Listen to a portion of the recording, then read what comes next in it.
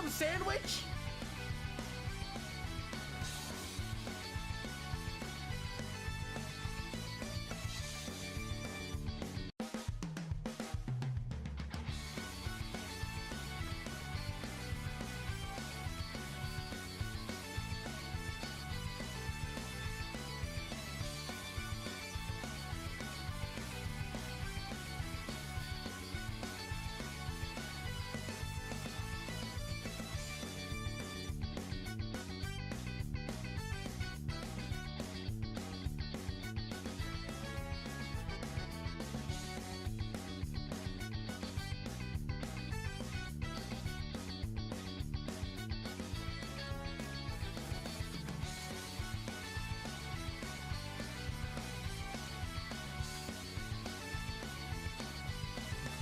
Bottom bread?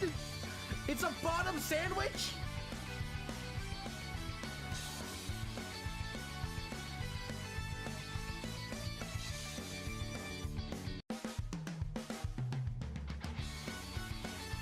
Hi everyone, it's me, it's Kaz. It's Kaz. We're here. I got back home early, and then I took a nap, and then I was like, oh shoot.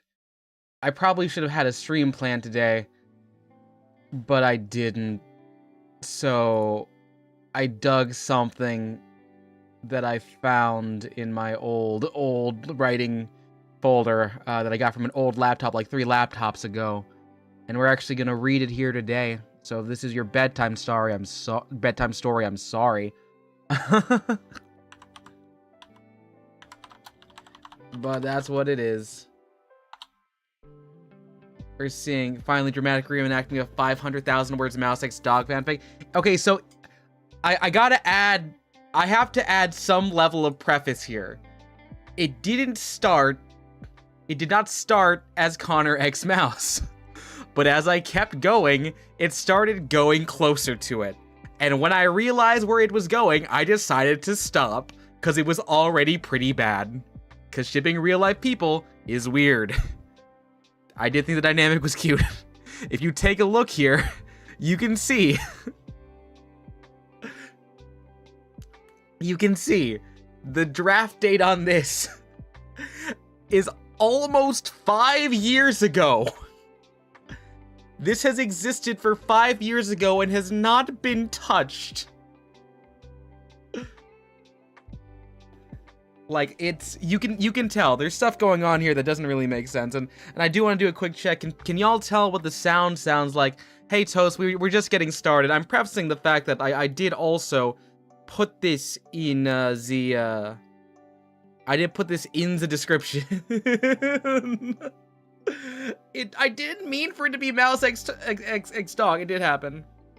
Oh, your Beethoven, the sound's okay. Okay, sweet. So it's in there. There will be points where there's other relevant stuff, so I might turn off the music temporarily.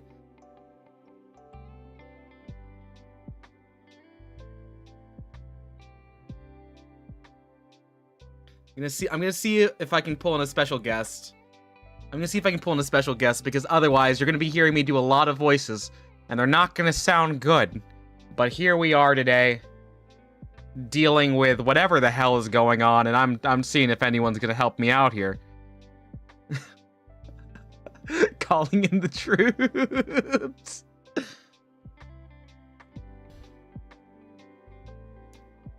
You think we need more dramatic music for...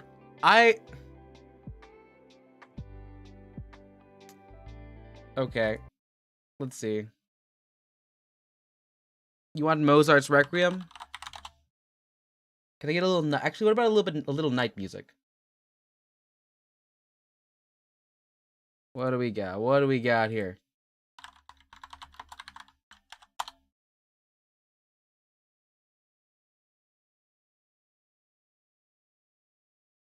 All right, I'm loading up Mozart.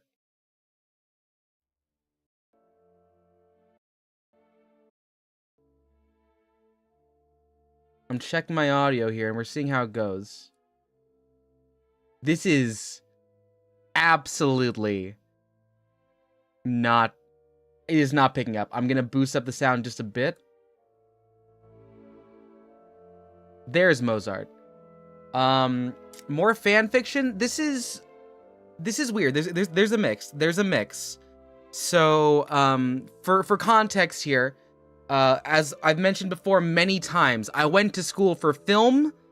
I picked up a major in linguistics, and I accidentally become a Jewish studies minor. The stream was almost going to be me reading the couple thousand word essay that I wrote saying that Final Fantasy was Jewish, but now we're reading the first 30 pages of a screenplay I wrote called Love.vrm Virtual Romantic Memories. I was really into VTubers, but not to the point where any of this is realistic in terms of what it is, and I also didn't know I would become a VTuber later on, so this is a real bad self-report about what I thought about the scene, so this may end poorly, so this is what's happening. Hello, Mozart's Requiem, I forgot you get loud, so I'm gonna lower down it once again.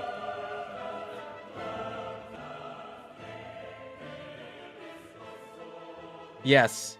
So, yeah. Okay. Let's see who all heroes came. Oh. No! BS to leave! Okay, alright. We'll put on some listenable music at some point. Pedal is gonna hear from your definitely legal 27-hour shift. Great, you can laugh at this. Because it's bad. Bad not only in a, this is at least mildly offensive to some communities. I'm trying my best, but it is just a choice. A series of choices I have made in my life that I do not necessarily regret, because now it's content, but also I regret because this ended up being like almost real person fiction and my voice is going all different places here. So, we put on some Mozart in the background. Cecily is here. We can share bad writing. You did some too. That's fair, but this is actually really bad writing. And you know, honestly, I'm gonna jump into my VTuber server. If you're in my VTuber server, if you want to hop in on this, you can. I'll be in streaming VC1. Let's see. Aw, thanks, Jebel, I appreciate it. I was watching you play Balatro, and then I had to leave at some point because I was at work. So there's that. But hello. Is Requiem done? Oh, I forgot. Requiem has other movements. Okay. I feel like we've got a pretty good level of this is intense. We might be overplaying our hand here. Pedals, if you would like to also join in on the reading, we can assign parts.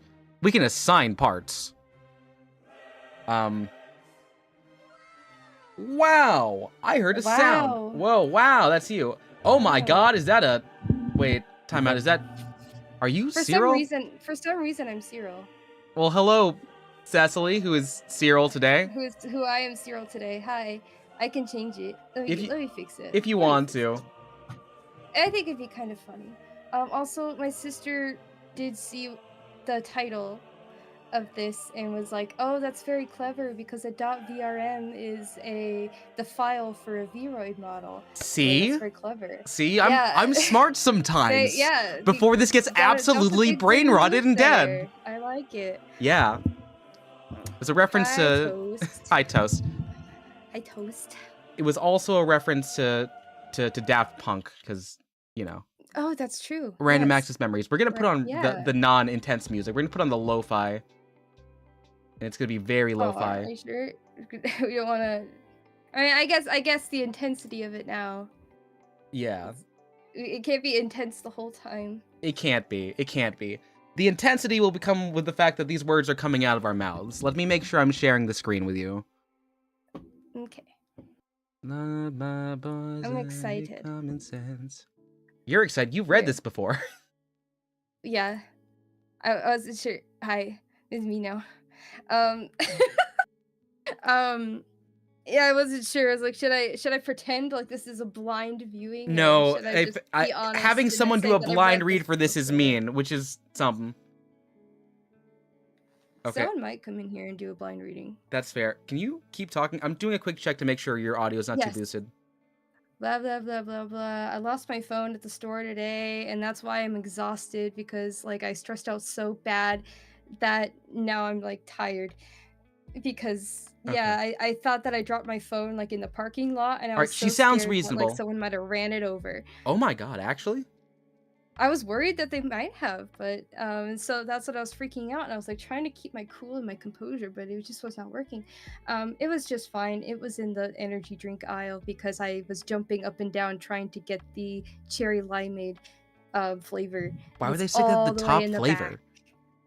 Yeah, it was all the way in the back at a very high shelf, so I had to jump a couple times. So I had to set my phone down, and I just Well, never picked it back up. Yeah, that's kind of rude. Also, hi DL, what's up? We're reading some old scripts I wrote. As you can see on the screen, it is saying that I wrote this on June 6th of 2021. What were you doing June 6th of 2021? Because I know what Kaz was doing. Yeah, He's this. writing this. This was the final project I had for a writing course. I got 100. I should not have That's gotten good. 100. All right, so Well, you know, maybe not in terms of quality, but I guess like maybe not. Well, maybe in quality. You know, they see maybe the not. effort. They Well, saw the effort. So here's the funny You thing. understood the assignment. This is one of my times where I'm like, I was prophetic about the way that media was going to move, because 2 years prior to this, I wrote an essay about how TikTok was going to be the primary way we consumed music, and it was going to become hook based. And then my professor, who was in a band in the 90s that played on Conan O'Brien, was like, that's not right, and gave me a 94. So I kept that grudge for 7 years. And now this is... I bet he feels like a real dummy now. Possibly, actually. I could check. One of my Probably. friends still gets dinner with his wife because they're like research buddies. But this one... with his wife? Yeah. That's so that would be your professor's wife's boyfriend then, right? No. Or... My friend is a girl. Oh, she did research so with... it's your professor's wife's girlfriend. Well, they took a class to... Well, she took a class from the wife, so I would hope not. It happens a lot. Yeah, it does. So this is at a point in time where people, when I was trying to submit scripts to get made and be produced, people were like, are you okay? Because I was like, oh, I'm so plugged in to the online sphere ever since COVID started. And people didn't know what this was. I had to explain things in terms of, this is Miku, but also Hannah Montana. And people were like, so this is an alien thing? Where I was like, no, this exists and it's in Japan. It's not that old. An alien thing? Yeah, they didn't get it. All right. You just don't get it. Yumi, you want to come in here too? We could use extra voices. Let's see. Wait. Jevel used to play football on a float for a parade. You had the worst cramp. Ooh, that sounds miserable. Rip. Okay. I'm gonna just start reading through. We've been pushing. Sorry, I was skimming. I saw the word quaint. Yes, I had some vocabulary back then. It's a good word. It's not as brain rise as now. You're gonna pass the time. Okay, Yumi, we won't drag you into another Transformers reading. You're fine. Okay. Yeah. You're safe now. Let me read this. Exterior Justin's house night. It's a quaint night in suburbia. The air is still. A dog can be heard howling at the moon. Nothing new in the land of nondescript houses. A beat-up car pulls into the driveway of one of them. Out of the door comes Mickey. Early 50s, a curmudgeon, and his wife Kathy, late 40s and bright eyes. Mickey struggles to open the front door, fumbling through his keyring. He grumbles at the loud music playing from inside the house. Interior, Justin's basement. Okay, so how about we have you take Tucker and Levi? I'll take Justin and the other one. Tucker hey, yo, and Levi? Yeah. Okay. Wilku, yes, we did say Transformers. That was referring to a previous writing stream, but this one's just us reading an old one. Interior, Justin's basement night. Justin Chambers, 20s, Asian, a bit of a slouch, is bobbing his head to the sounds of I'm Gonna Be 500 Miles by the Proclaimers playing through his headphones while sitting at his desk. He is making significant progress on his My Little Pony fan art using a drawing pad connected to his computer. You're gonna stop saying nice very soon. His friend Kevin, okay, this is my name, I guess. White, heavy set, sneaks up behind him and pulls the Kevin. No, I'll be Kevin. You can take 11 and the other one. It makes more sense. Pulls the headphones off of his head, revealing that the loud music he heard earlier is a J-pop track coming from a television in the background. Justin is not amused. What the hell, man? Not cool. Put down the drawing pad and hang out with your friends, or at the very least, draw a kick-ass company logo for our new startup. Either is cool. You and I both know that weedthepeople.com isn't going anywhere soon. Oh yeah, and what makes you think that? Oh yeah, I'm Tucker. Wait, it says off screen, right? That's what OS Yeah. is. If you want to do a little I sound am a over there. rhythm machine. Tucker, 20, white, short, and shirtless, is making a commotion on his couch, playing rhythm video game on an Oculus Rift. His other friend Levi, Asian, 21, himbo physique, is doing shirtless crunches on the ground. You were saying? Justin tries to put his headphones back on, but Kevin stops him. Dude, you can finish the pony porn later, please? For the last time, it's not porn that costs extra. By the time with the boys is priceless. You also invite us here, so move your ass and appreciate us, goddammit. Man's got a point. He did invite us here. You see, even Lev knows what's up. Oh, yeah, I'm sorry. I always forget I'm Tucker, too. Less talking, more watching me tear the song a new asshole. Justin shrugs and takes a seat next to Levi. Tucker's arms flail about in a panic as the rhythms become more intricate and unpredictable.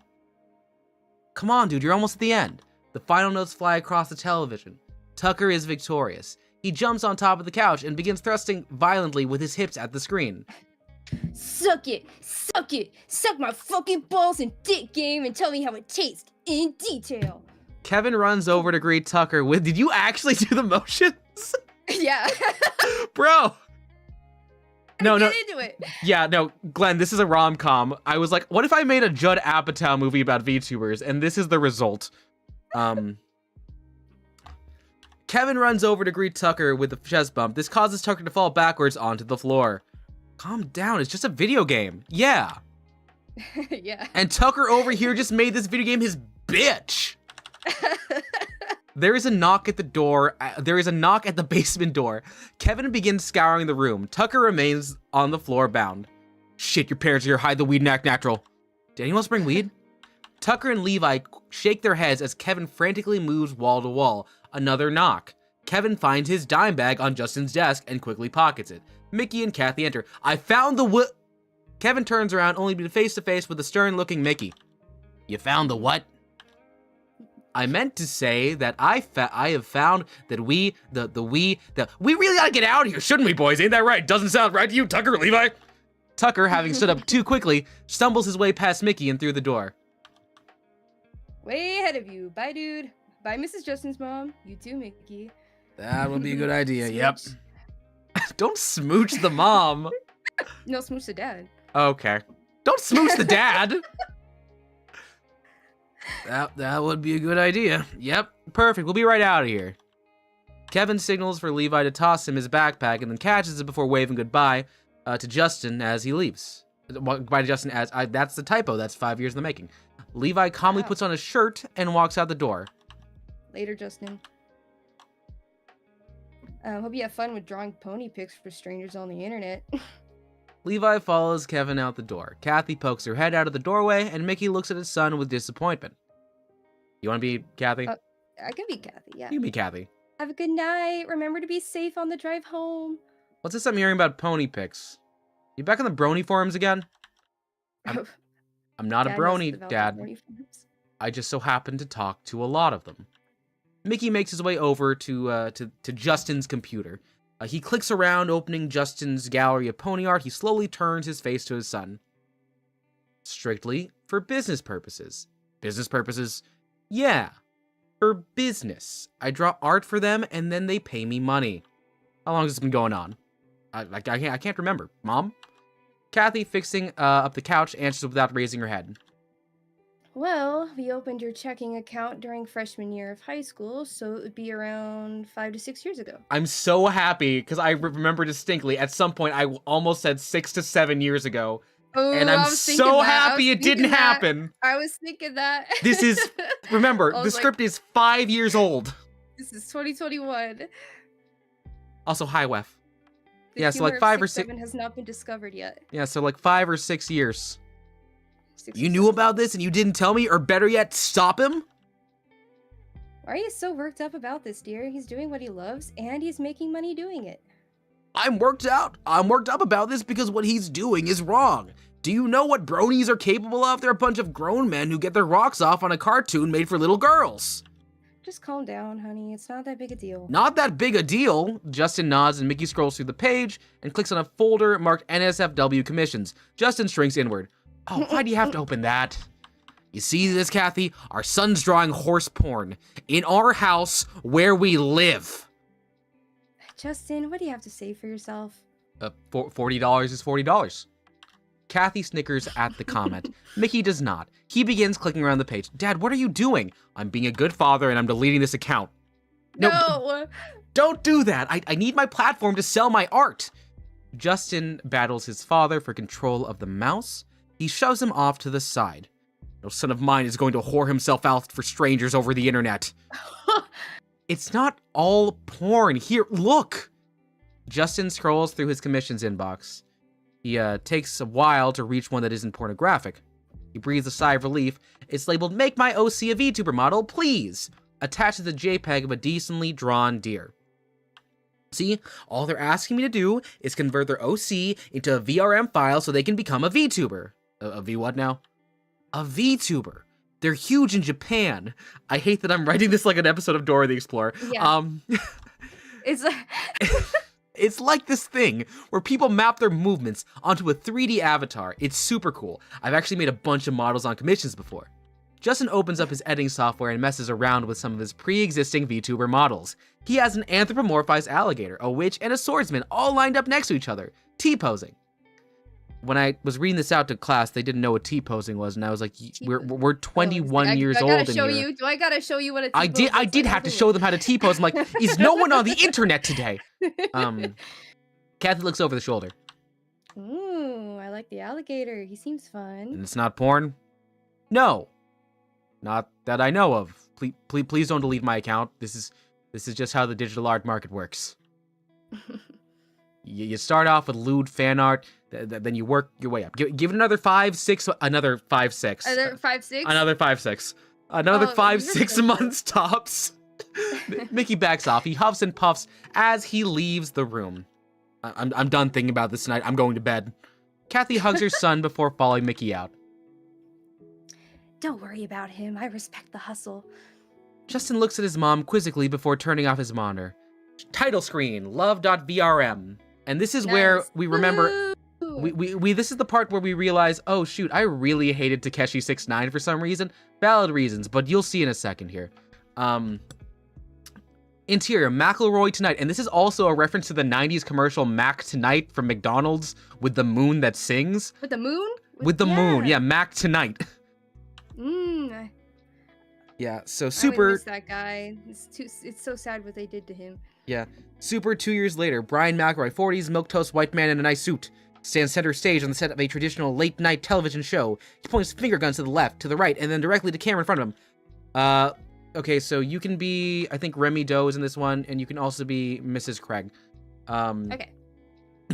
Hello and welcome back to McElroy Tonight. I am your host with the most, Brian McElroy, and don't you dare change the channel, because my guests are the best. We've already said hello to TikTok megastar DevNasty68+1. Nice. Brian points over to a rainbow-haired teenage boy really trying hard to look like a rapper on the interview couch.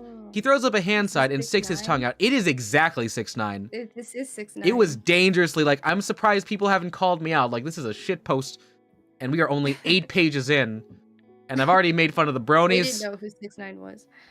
They were, so, I'm so very confused at the people I went to college with. Right. Because I guess like, this means you they're think normal. That they'd be like kind of like the same, like they have like kind of in the same space, you know? I hope so, but I guess I didn't get anything made and I don't have many friends from film school, so that explains a lot. And coming up right now, we're gonna meet the fastest rising star in the entertainment industry today. A projection screen begins to unfurl downwards from the ceiling. She's what we, and this is the second time because I had to explain it a second time. We gotta explain it because people don't know. We had to do it a second time because I kept getting notes saying, hey, I don't know what this is. And I was like, I told you in the first scene. And yeah, there was like we this already explained this. We explained it. And she's like, she's what we in the business like to call a VTuber, a performer that live streams content from behind the anonymity of an online persona. They originally only constitute a small niche community among the terminally online and lonely. Y'all, you're great. Don't. I was 21 and I was a part of this group and I was depressed. So this was a self-report. I'm not accusing you. I appreciate you all. That's just how the normies see us, okay? We probably shouldn't encourage that thought, but you're yes. writing from a normie perspective. Again, I did have to make this palatable for people who didn't know what the hell this was. But yes. They exploded in popularity during the COVID-19 pandemic as the world turned away from traditional media outlets and towards internet streaming. Now, there's a VTuber for everything. Catgirls, dragons, and she-devils, you name it. But none have reached her level of popularity. Her first single, Runaway, I was listening to Kanye West, I apologize, reached #1 on the Billboard Top 100, and she is currently the most subscribed VTuber in the world, Miss Remy Doe. And the idea is, like, she's like an Iron Mouse type. She's actually... thing, right? Well, this was actually just... That's the idea. We'll get there. But the joke here with Remy Doe is like, oh, a musical VTuber, I have a pun. Do re mi. So if you did the way you can do like surnames first, it's like this is the best pun I've ever written, and it's never seen the light of day. Projection turns on, revealing Remy Doe, a 3-dimensional model of an anthropomorphized deer. She stands in front of a forest-themed bedroom background. The studio audience bursts into applause. Remy Doe claps her hooves on the screen. How's that for an intro, Miss Doe? I thought it was delightful. Thank you very much, Mr. McElroy. No problem, it's what I do anyways, and here's her mom. Oh yeah. Psst, I think you're forgetting someone. Linda Craig, 40s, bespectacle, a Kris Jenner aura. Nonchalantly slides it. I know. Hi, Reeb, let me get your link out here. We're reading something I wrote when I was 21. So, actually, was I 20 during this? Was I younger than I thought I was? You gotta do the math. I gotta check my birthday. Let's not think about that. Don't think too hard about it. Let's not think too hard about it. DevNasty68 plus 1. DevNasty is a meme, don't worry, Reeb. Looks at her with confusion as she sits with him on the couch. Remy looks ashamed. Brian looks... Yeah, what's he doing here? He looks off camera as producer and asks, what should I do? Of course, how could I forget? Ladies and gentlemen, please welcome to the show... Linda Craig. My name is Linda Craig of Craig Management LLC. I'm Remy Doe's personal handler / manager. Right. Anyway, so let's get back to the interview. So tell me, Remy, what's it like being the hottest up-and-coming act in the Western Hemisphere? And this is where things become absolutely ludicrous. Oh yeah, let's do it. I'm glad you asked. It's very taxing at times. I stream over 50 hours a week to an audience of nearly 400,000 viewers on average. This woman... People did not understand when I said that 100 viewers is huge. They're like, we need more numbers. And I was like, cable doesn't do anything like this anymore. But they're like, you need to make it larger. And I was like, this has never been achieved before. You're writing for the normies, remember? Yes. Yeah. I say, actually, how many viewers on average does Iron Mouse get? Probably somewhere in the tens of thousands. I know like graduation streams will sometimes hit like 360, and I think that was Aqua's, and like I think she was the highest at that point. And that's on YouTube, so the numbers are weird. But yeah. Even Brian doesn't believe it. He's like, whoa. Yeah, that's a big number. Yeah, but it's also really rewarding. I love every single one of my little dearlings. I do anything just to make them smile. It's worth it. I'd like to point out if I could pull off, like, you know, being this feminine, this would have been the exact path I would have gone for, because like I have made all the branding when I was 20. That's very sweet of you. Now, if you don't mind me asking, why do we know you as Remy Doe as opposed to your real name? Interior Amy's bedroom continuous. Amy Craig, 22, deathly pale, messy hair, sits in front of a computer desk filled with monitors and a fancy microphone. She looks directly into the webcam, tilting her head. This matches directly onto Remy Doe's movements on one of the screens. My real name? Yeah, why do we know about Remy Doe, but not about... Mr. McElroy, that's highly inappropriate. If word were to get out about my client's identity, it would cause mass pandemonium in the streets.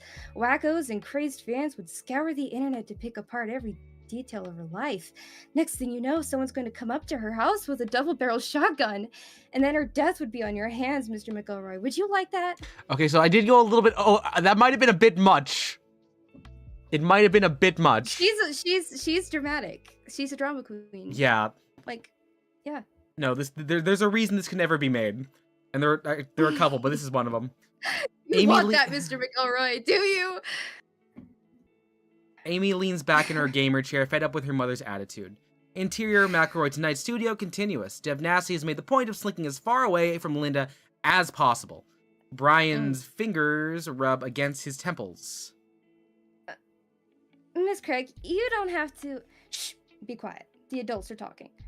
Are you prepared to be responsible for this young woman's death? I want to go home.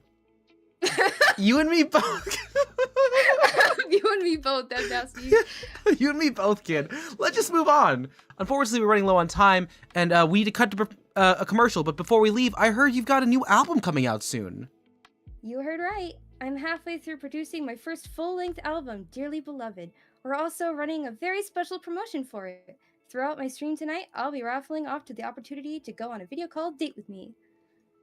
So everyone watching should come join us. It's going to be a wonderful time.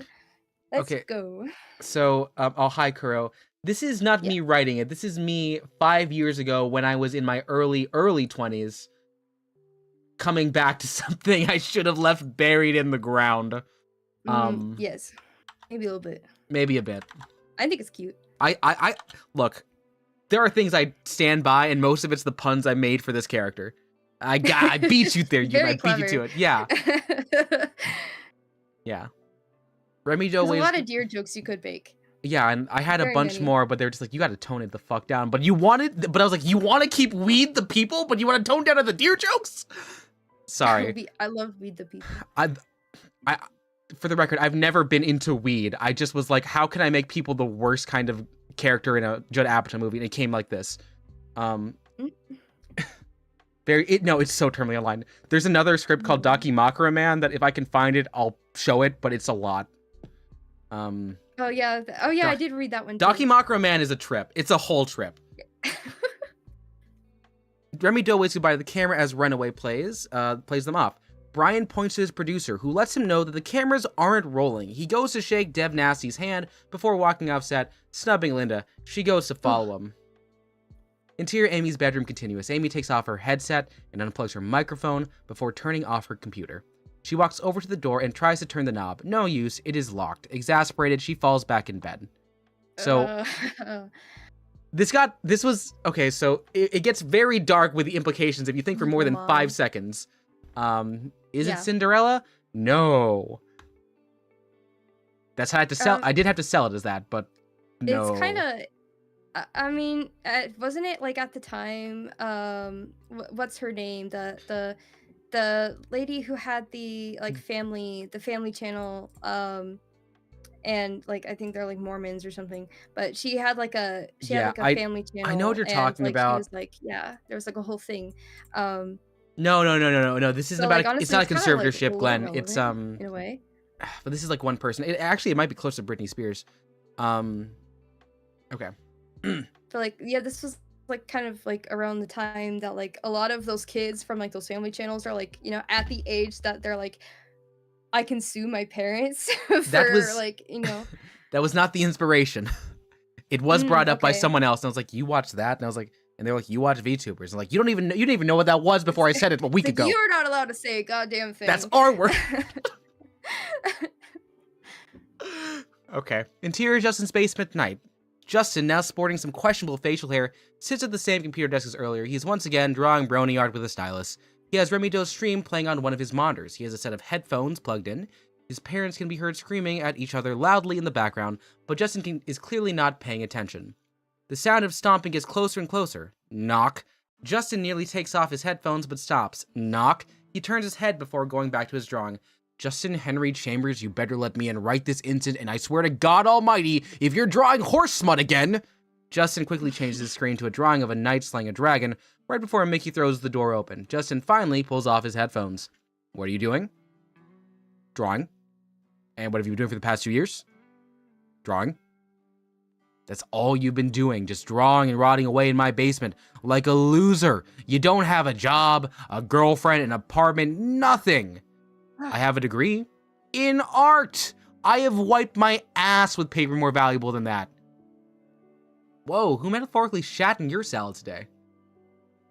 Kathy appears in the doorway right behind them, answering the question. She looks displeased and thoroughly pissed off. don't go thinking you can go running away from this conversation, Mickey. Leave Justin out of this. Kathy beckons Mickey to come to her. She puts her foot down. You're on thin ice, mister. You better start making something of your life or... Mickey! I heard you! Mickey exits the room. Kathy closes the door after blowing Justin a kiss. Justin quickly turns his attention back to Remy Doe's stream. The words, "You are a winner," are sprawled across the screen. Holy shit.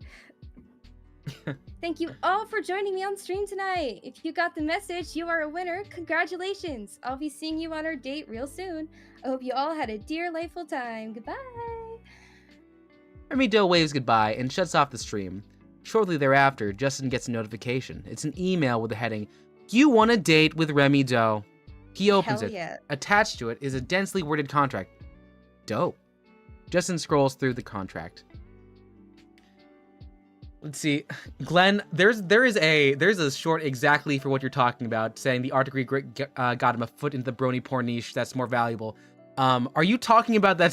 I think you're talking about the same short where there's a guy dressed as Gengar, and he's saying, someone's.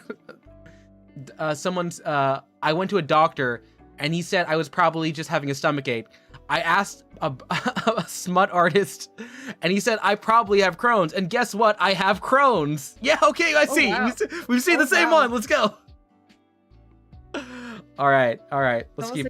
Have several dimensions and their such, own lives.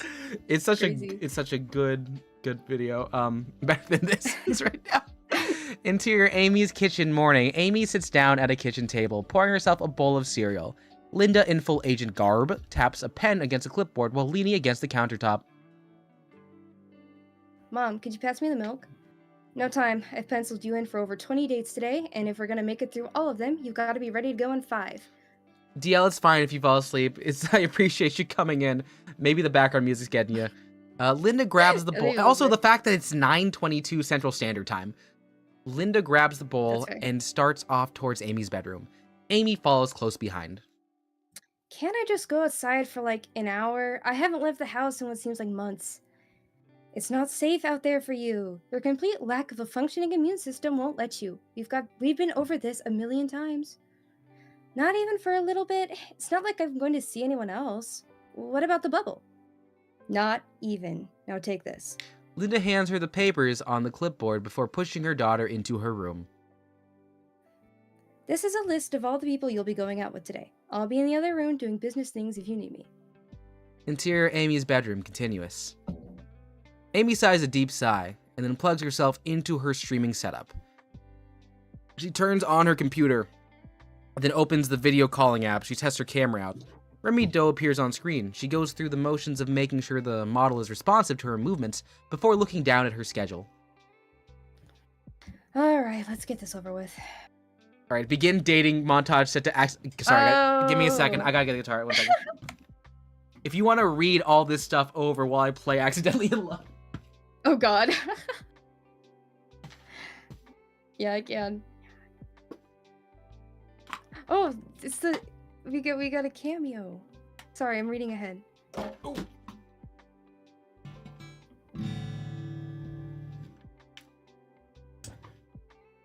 Wait, I gotta get the chords on the other screen right here. I'm gonna turn off the music. You should get a cameo.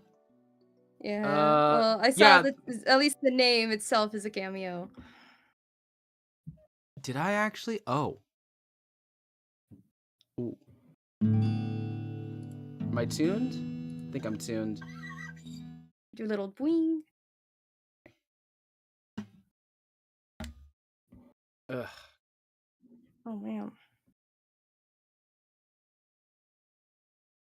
If I had to, yeah, no. So this is look. It was mildly clickbait. It was clickbait. I will not be opposed. It's what it ended up being. People pointed out after the fact. It was like that's not what it meant to be.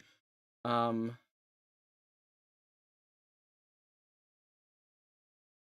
I need a capo on this? Oh, I don't.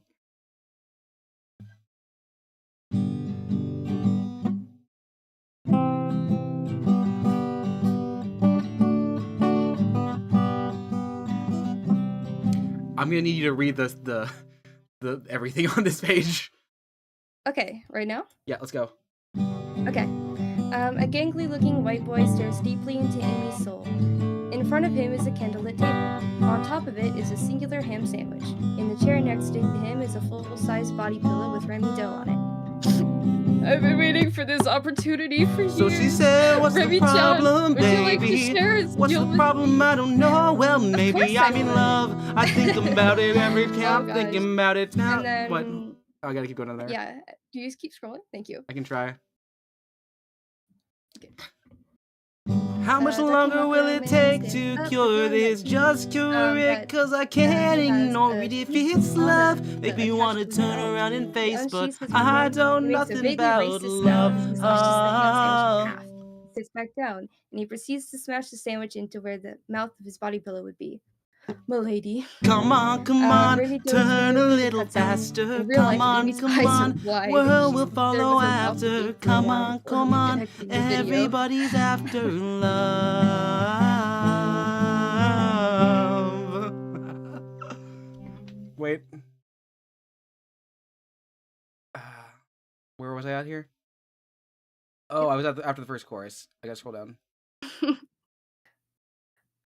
Wow, that was incredible! Amy shakes her head in shame as Ducky Mocker Romance straddles his pillow and begins making out with it furiously. Come Oh my on, everybody's God. after An interlude of quirky enough date partners, while a few of them are planned fillers are pasted between some real weirdos. There's a foursome of goth swingers, at least 3 furries, a mime as well. So I said I'm a A young girl snowball dressed entirely in green running merchandise down appears on into the screen. spring that's It's not coming on this normal. love. Amy Welting smiles. under This one blue could be skies, normal. belting out Oh my sunlight, God, is it shimmering really you? love. Yep, it's me, Remy Doe. How are you doing? Oh my God, oh my God, oh my God! It's Remy Doe, it's really Remy Doe! She stands up, her hands are deep in her hair as she jumps up and down with great vigor. Or vigor?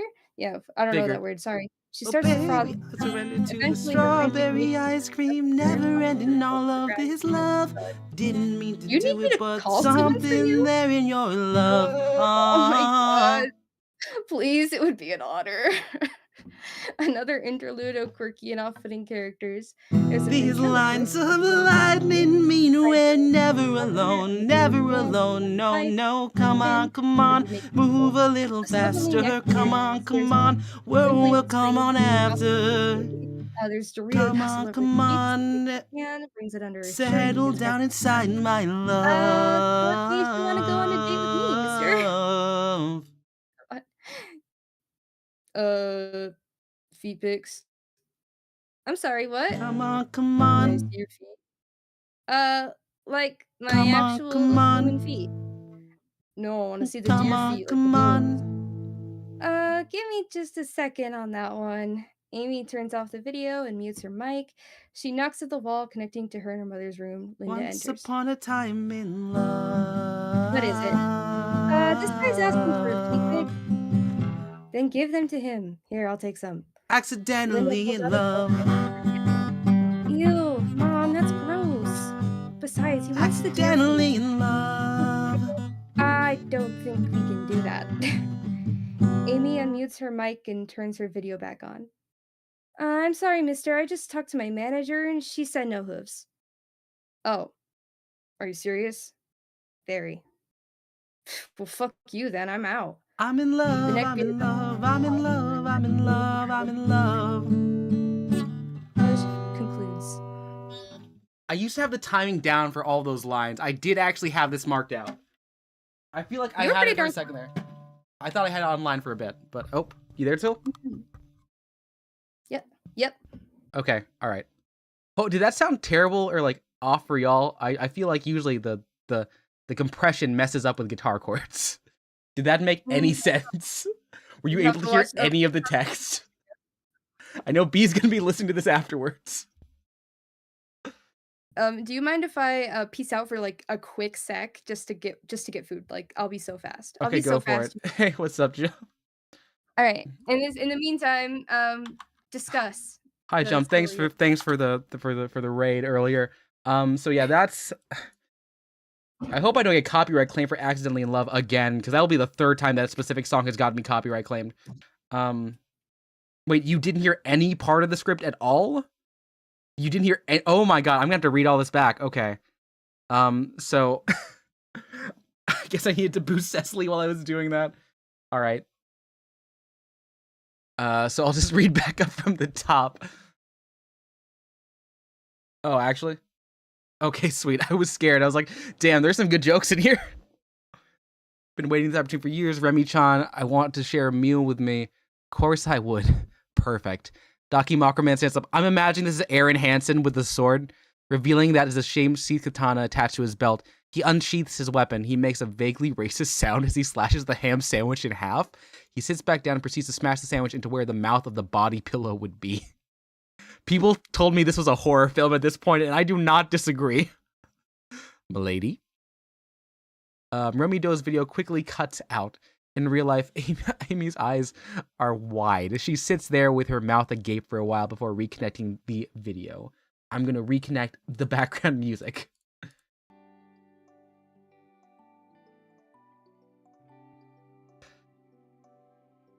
Whoa, that was incredible. Amy shakes her head in shame as Daki Mockerman shrouds his pillow and begins making out with it furiously. An interlude of quirky... I'm just reading it again, Cecily, don't worry. Off-putting date partners. While a few of them are bland filler, there's space in between some real weirdos. There's a foursome of goth swingers, at least 3 furries, there's a mime. A young girl dressed entirely in Remy Doe merchandise appears on screen. She is bouncing off the walls. Amy smiles. This one could be normal. Oh my god, it's really you. It's me. Yeah, Remy Doe, how are you doing?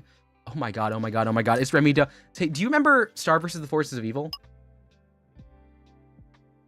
Me? Yeah. Or just the chat in general? No, you. Well, I assume you. Yeah, so I was like, this is Star fan, right? Mm-hmm. Yeah, I was like, I had the image of a fan so hyped up that they start frothing at the mouth and like they genuinely have a medical emergency. Do you need me to call someone for you? Oh my god, please, it would be an honor. Another interlude of quirky and off-putting characters is ventriloquist with a Remy Doe dummy, a 5-year-old with his mother, a middle-aged man cheating on his wife, a bunch of naked people. The neckbeard's there. There's Dorito dust all over his cheeks. He takes his hand under the shirt and begins scratching his gut. And there's the neckbeard. He can't see the deer feet. He can't get the hooves. There are no hoof pics. Does this happen in Kaguya-sama? Yes, it does. Oh no, she's all about the money. Cha-chang, cha-chang. All about it. All right, so interior Amy's kitchen night. Amy bangs her head against the kitchen table repeatedly. Meanwhile, her mother pours out 2 mugs of tea on the countertop. She also sets the table, sliding a ceramic plate underneath Amy's face while she's on the upswing. Hi, Grim. Yes. Hi, Grim. For context, it didn't start as Conor X Mouse fanfic, but people later on who had heard the script earlier were like, "Is this?" And I was like, "Oh shoot, it kind of is." Yes. Yes. Yeah. That Cecily. When did you make Boobly? When did you draw? I don't Boobly? remember why. Okay. All right, so where was I? Oh, yeah. Clank. There's a downswing. Amy grabs her forehead. She looks back at the plate. She's about to go back in, full force, when Linda grabs her by the shoulder. She sets down a ham sandwich in front of her. Amy's eyes go wide with the PTSD. No damaging the product, young lady. You're almost done. One more and your night is over. Do you understand? Linda leans over Amy's shoulder and looks into her daughter's eyes. Amy does not respond. Nod your head if you understand. Amy, without breaking eye contact, grabs the sandwich and chucks it against the nearest wall. I get that you may be a little frustrated at the moment, but that is no excuse to be a brat. A little frustrated? I have been sitting at a computer desk for over 10 hours being harassed and propositioned by weirdos and freaks who think they're in love with me despite never having met me. I am irate. Calm down, you'll ruin your voice. And for what? A little bit of press for an album that you didn't even let me write? I hate it. I hate it. I just want to... Linda embraces her daughter from behind. She pets her hair in an attempt to calm her down like a dog. Why are we still here? Just to suffer? Okay, so that's when I made sure. This was actually maybe the impetus of this script. I was like, I wanted to do some Metal Gear Solid posting.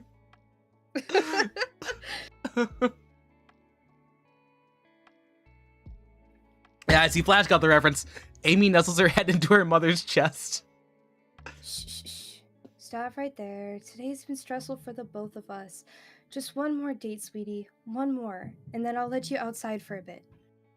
Amy looks at her mother. Oh, hi, Phantom. You're coming in a weird spot. promise. To the park? 3 blocks in any direction, fully masked up. And if you see someone coming your way, you come right back. Deal. Amy jumps up from her seat and heads to her room. Linda sits down at the table and sips on her tea. Interior, yes. So, Linda's kind of problematic. No, that's the important, no, I was like, what if I made Kris Jenner on, like, digital steroids? Yeah, what? I want to know what the Remy Doe fandom thinks. You know what? They probably think that, I don't know, in this case, I wasn't really as in tune with the indie sphere. I might have only expected her, like, to be a corpo. Oh no, we can't be starting the Linda did nothing wrong hashtag. You can't do that, Glenn. No, it gets worse. It gets worse. Interior Amy's bedroom continuous. Amy rushes to her desk and turns on her monitors. She mutters under her breath, almost there. Repeatedly while plugging in her mic and testing her Remy Doe's model's responsiveness. She pulls out the papers from her mother and types in the final video call link. She rolls her neck and clears her throat to get into character voice. Hi, how are you doing? Interior Justin's basement night. Justin, clean shaven and dressed in a comfortable hoodie, lies back in the seat. Needing a tie right here. Oh, real. He turns his head and checks the door behind him before answering. Hi, I'm doing pretty well. How are you? Just peachy. Thanks for asking. Interior Amy's bedroom continuous. Amy scans Justin's screen for red flags in his background. She finds none. There's a poignant silence. Justin just kind of like sits there, unaware of what to do. Can I be honest with you? Sure. What's up? I've spent all of today sitting in a chair, going on dates with people who would literally die for me, and they've told me that explicitly. Really? That forward? They act like I'm some sort of god. It's creepy. So what's up with you? Interior Justin's basement continuous. Justin perks up in the seat. He scratches the back of his hair with one arm. What's up with me? Yeah. What's your damage? There's my Heather's reference. Your undying love for me yet, and that's usually their first line. What can I say? I guess I'm just a boring The sound of footsteps coming down the basement steps draws near. They are uneven. Thud. Something has hit the door. Excuse me for just 1 second. Justin quickly exits out of the computer tab with Remy's video and turns down the volume on his speakers. But before he is able to turn off the mic and video feed, Kathy crashes through the doorway, box of Franzia brand rosé under her arm. Okay, you need to think... Is this what kind of drunk are we here? You need to think belligerent party aunt who just got divorced.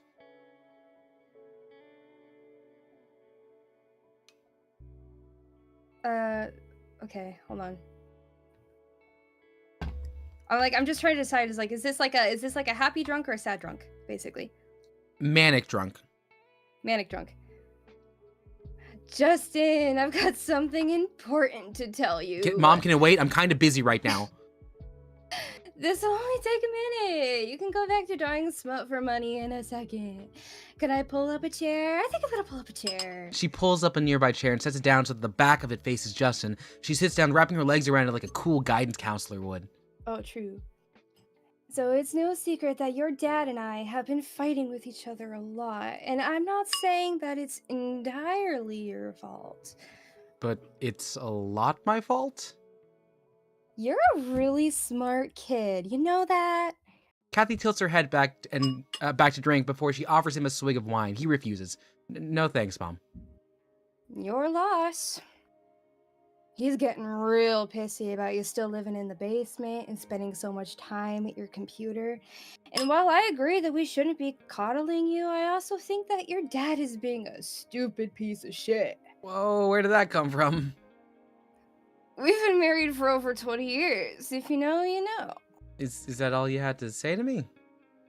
Pretty much. Love you. Kathy gets up from her chair and heads to the door. She exits. Justin reopens the Remy Doe tab on his computer. Sorry you had to hear that, I guess. Kathy returns momentarily, peeking her head through the door. Also, your dad and I maybe sort of are getting a divorce. Bye. Interior Amy's bedroom continuous. Amy's mouth is wide open. She realizes this translates to the Remy Doe model and quickly regains her composure.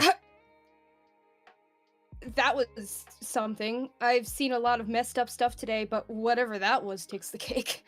Amy chuckles to herself before noticing a straight-faced Justin staring back at her.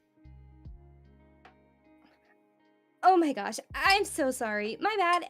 I'm just a little shook after seeing that entire conversation. Imagine being in the room where it happened. The room where it happened, the room where it happened. Yeah, there's a lot of references to musicals in this script, if you haven't noticed. Yes. Amy looks down at her keyboard, Justin breaks into a light chuckle, his face relaxes. I'm pulling your leg! Mom's like that all the time. My dad's the one you gotta watch out for. You know how they are. Actually, I don't. Orphan. Interior Justin's basement continues. Justin grits his teeth and looks to the side of the room to avoid eye contact. My mom's alive. Oh, you peeked the mic so hard, am I kidding? Oh, thank God. Sorry. That's great. I mean, not great that your mom's a bitch. You're not that good at talking to girls, are you? No, not really. This is actually my first date with a girl in a while. Well, what are you good at? We've got another 15 minutes to kill before I'm contractually allowed to log off. If I'm being honest, I'm a relatively successful digital artist. Interior Amy's bedroom continuous. Amy's face perks up with interest. She takes a sip from the bottle of water on the desk. Oh, really? That's cool. I actually wanted to be an artist when I was a kid. Well, that and a musician, same thing.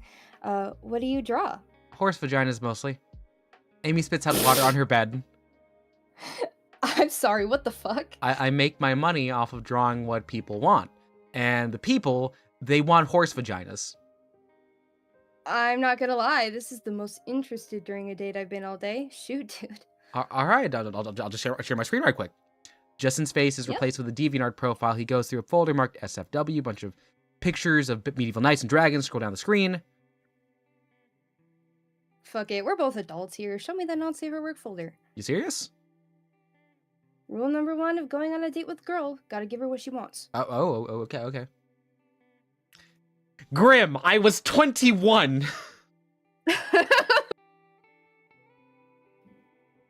Justin clicks into the folder. Amy laughs. Begin a montage of the two looking at smut. I'm sorry, there's... Smut looking montage? Give me a sec. I got 100%, Grim. 100%. Now let me get to the course to closer. This is a perfect assignment, by the way.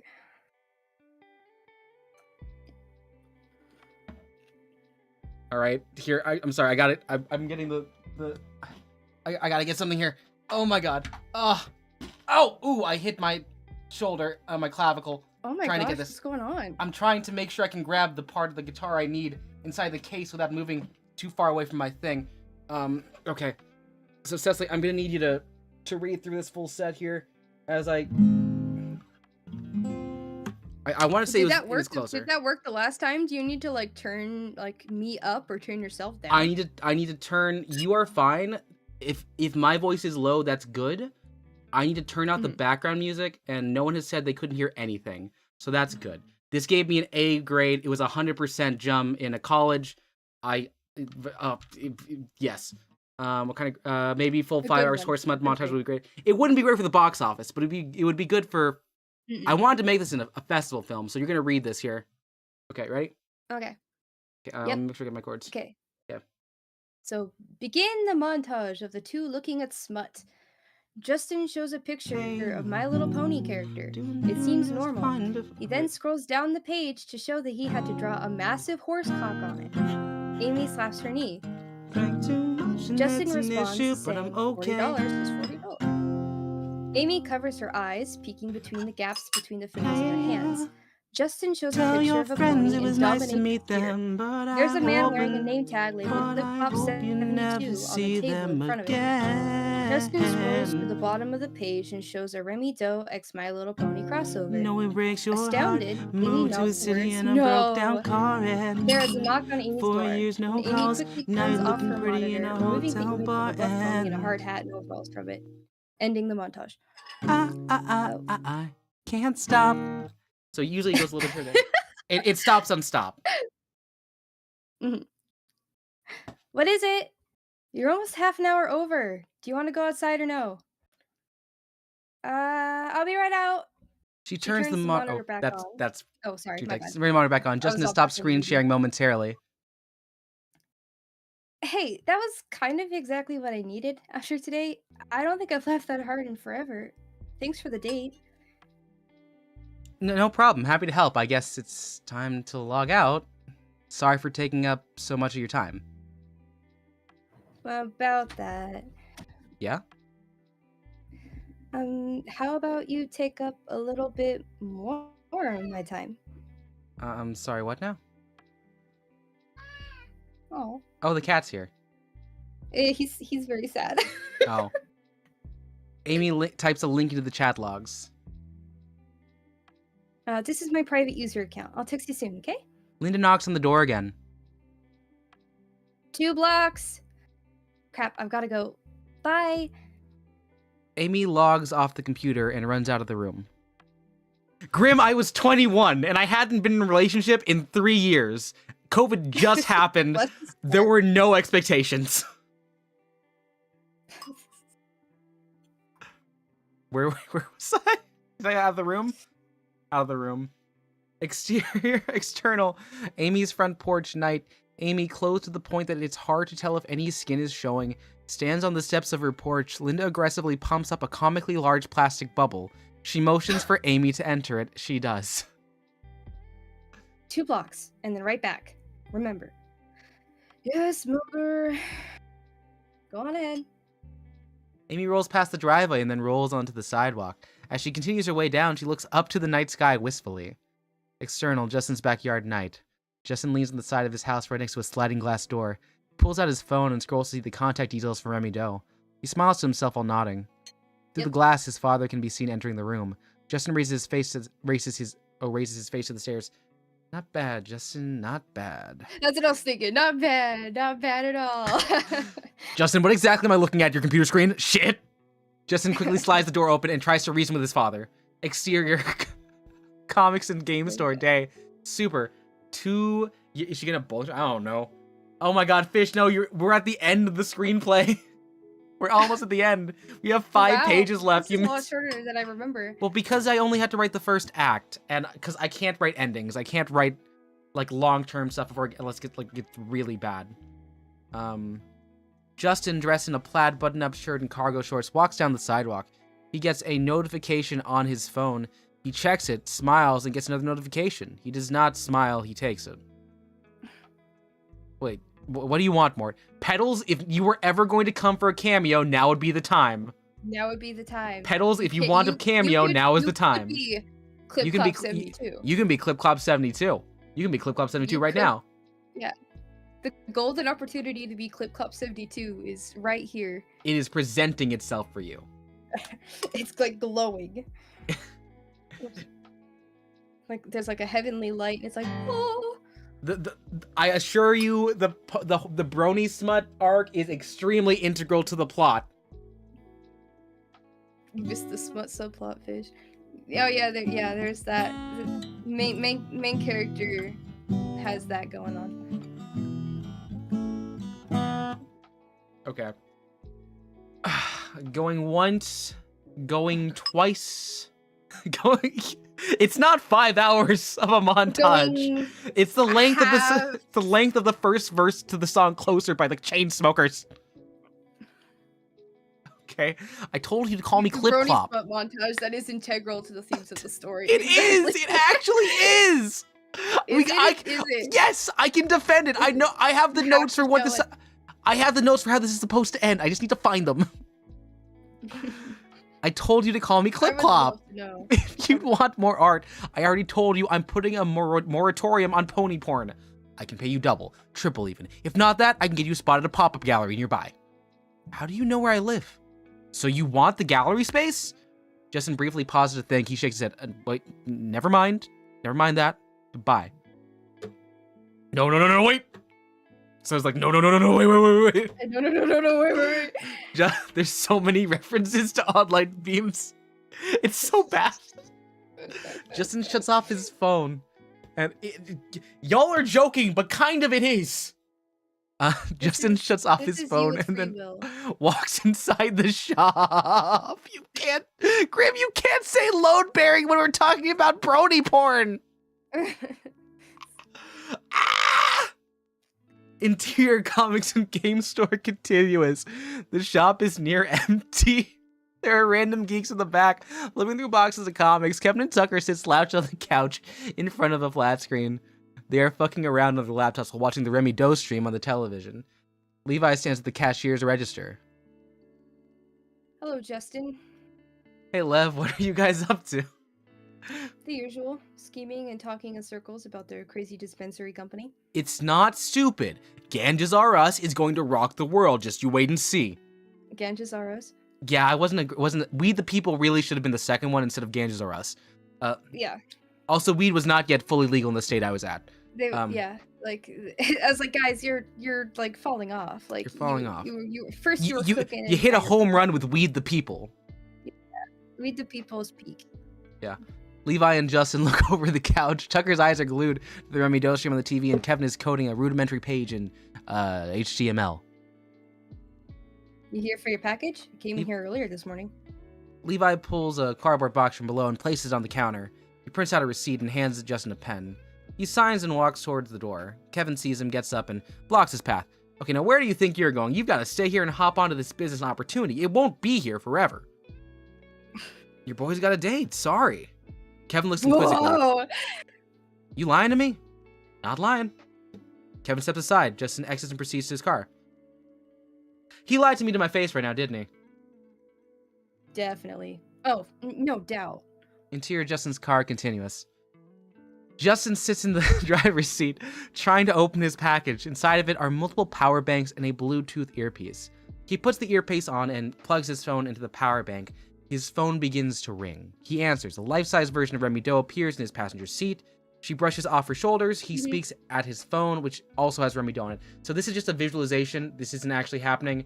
They just needed to have something in the picture. Like this is like an animated. This is an animated overlay. Yeah. Okay. You clean up nicely. Someone's ready for their second ever date with a woman. Thank you. You could benefit from trimming the nose hairs. It's like a jungle up there. Reflexively, Justin covers up his nose. Then Remy Doe in the car seat laughs, bringing her hoof up to her mouth. Justin shrugs it off. So where are we going? Ever been to the beach? Not even once. Then buckle up, babe. We're heading there now. Hell yeah! Justin puts his phone in his shirt pocket, camera facing outwards. He starts the car and pulls out of the parking lot. I need you to remember, there's a time skip here. External, or exterior, beach parking lot, day. Justin limbers up and stretches. Remy Doe stands completely still next to him. Every once in a while, she disappears and reappears. Justin checks his Bluetooth and starts walking. Remy walks to his side. Was that babe line too much for a second date? At the time, I thought it was cute, but now that you're bringing it up like 20 minutes later, maybe a little. A random passersby looks at Justin quizzically. Interior Amy's bedroom continuous. Amy is dressed in pajamas and spins in her gamer chair. Her computer screen shows the video feed from Justin's phone. She's awestruck at the sight of people out in the world and so close together. So, what have you been up to lately? Mostly streaming. Oh, yeah, right, because you're the most popular streamer in the world. Yeah, that was a stupid question. My bad. Don't apologize, it's nothing. And I'm sorry about taking so long to set this up. I'm honestly surprised it took you less than a month. I thought you'd have forgotten about me. How could I forget about Justin Chambers, the grand poobah of pony porn? The two laugh. A teenager in front of Justin looks at him as if he's a weirdo. How did you end up being free today? I haggled my mom into lessening my hours. I told her I needed to be on vocal rest. Now I should be free at least once a week to hang out. Virtually, of course. A long beat. Justin stops walking. This is weird. This is a weird arrangement the two of us have. Well, if you don't think about it that hard, it might not be so weird. Yeah, I'm down. I'm down to fuck around and find out.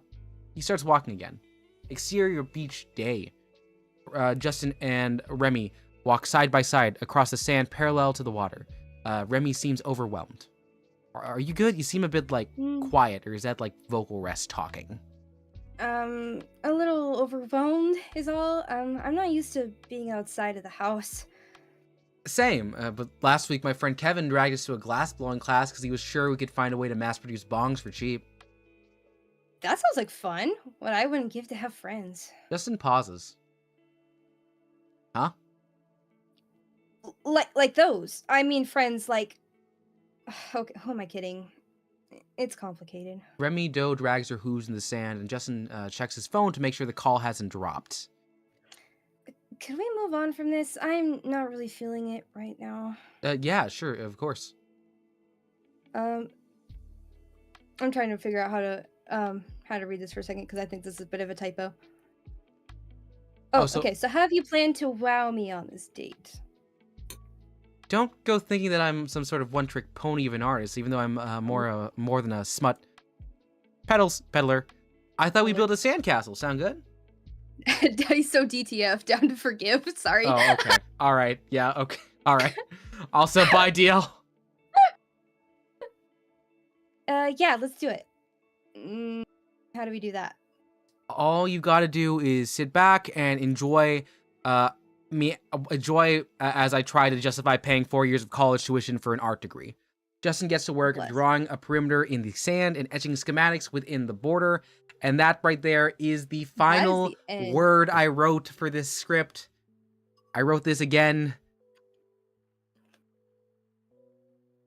June 6th of 2021 for class. What were you doing June 6th of 2021? That is the end of the... Well, they said write the first act, but I kept writing this. It kept getting longer. Because I've been told that my dialogue... Because the idea is, like, you do 1 page of writing is 1 page in the script.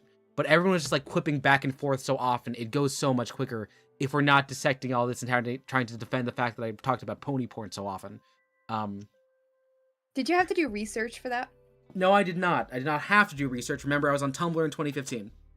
Oh, okay. Yeah, fair enough. Yeah.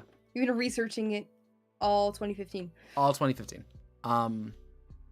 Yeah, so I think... As a My Little Pony fan myself, and with a brony cousin, like, yeah, a lot of it was familiar to me. Yeah. No, Netflix, like, look, it was disrespectful to a lot of things. Bronies for certain, but I made sure to use the right terminology for clopping. To be fair, Netflix greenlighting something like that's not a very high bar. It's not anymore. The standards are much lower. Yeah. All right, so I guess this is the point of the night where it becomes a bit of a talk back or a Q&A. What questions do we have about what the hell we just read? Concerns? Questions. Concerns. Thoughts. I'm seeing some tacit approval. It's hella fun. I had a lot of fun writing this. I hope you understand that when I was 21, this was the peak of my enjoyment, which is important because I lost a lot of friends right before this for... because I wanted to get a Beyblade script off the ground with a friend who wrote it. But they were like, we don't get this. And then I had a bit of a crash out dressed as Machine Gun Kelly. And these are all words found not in the Bible, but they are not lies. I had a weird senior year. You met me at a very Machine Gun Kelly time in my life if you met me in college. Oh, yeah. Yeah. There's an old... There is a very old sci-fi script stream on this channel where I think I read the Machine Gun Kelly / Paramore / Blink-182 fanfiction that I wrote as a screenplay. I got away with writing a lot of fanfic as screenplays and passing it off as legitimate art. Hey, fanfiction is legitimate art. If Oh, fan sorry. art is fan fart, if fan art is legitimate art, then fan fiction should be legitimate art as well. Yeah. Just saying. No, but genuinely, this is a perfect time. If you have any questions, I am currently going to take this off the screen. I'm going to try and see if I can find the notes. There are liner notes to this, which has all the planning for it. I'm just wondering if it has my name redacted yet. I remember reading this for the first time, like a year ago. And I think I asked you, it's kind of interesting looking back on this, like, now that you're actually, like, you yourself are a VTuber, and, like, how much of it was inaccurate / accurate to, Yeah. because now that you have that personal experience. And also because it's not really so much of a new thing anymore. Yeah, because I was like, oh, I was ahead of the curve, and now I'm bringing up the bottom. If that makes sense. Oh shit, where is it? Is it?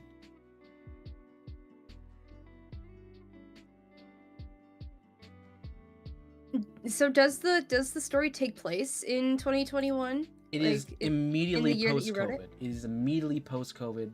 Post Is the way I like to think about this. post COVID is like post COVID like North America? Post-COVID North like, America, but post COVID, okay, because we that did COVID was not very long for America. yeah, Not very much. Everywhere else, like, actually, like, took it more seriously. mm-hmm. Where the hell did I put? Okay, so I have.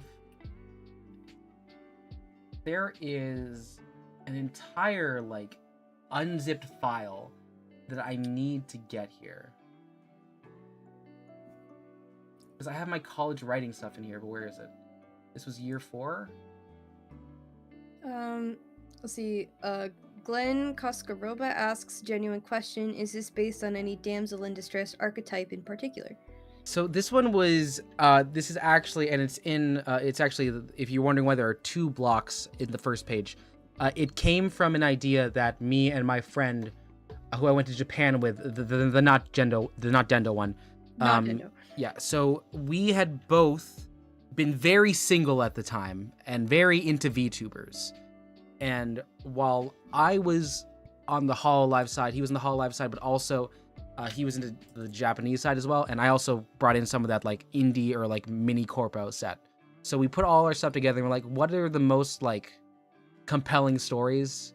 And we were just like, oh, what does the idea look like of a oh god, there's a transhumanist reading to this screenplay where the idea is you're actually ascending beyond the mortal coil, and what's it look like to have a digital relationship. So the biggest actual inspiration we had was the movie Her, starring Joaquin Phoenix, written by Spike Jonze.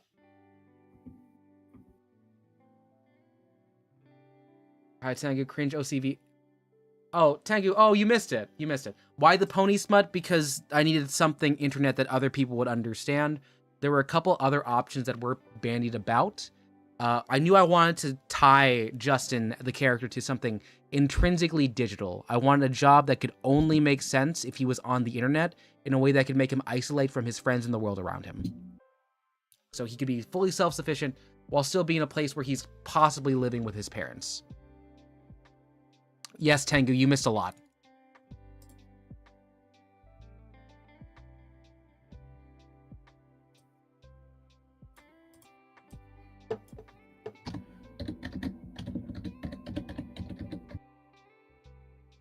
I'm trying to look for any sort of fan fiction or anything that I've written in my childhood, but I'm only finding this very short excerpt of some sort of a Sony Me fanfic that I was working on like last year.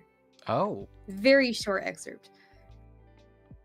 Okay, so also, Glenn, you were imagining Crypto Bro Clip Clop. I did not believe that NFTs were going to be a real thing, so I thought it would be funnier if I wrote an NFT guy, and that was what I imagined he would be. He would spend his money and his digital earnings on brony porn.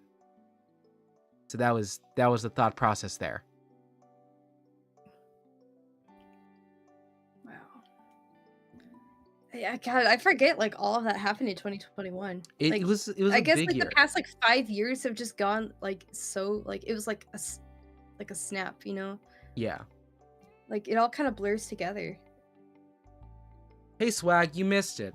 We're talking about we're doing a bit of a talk back from the screenplay I read.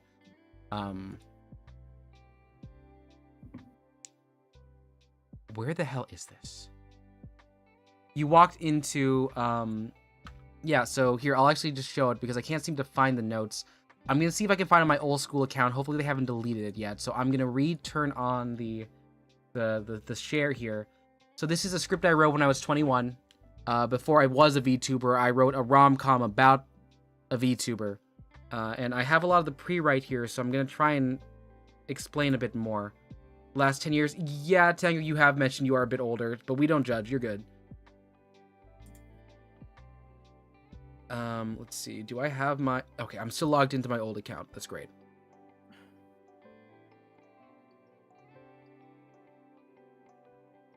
I'm Alright. looking through. I have the.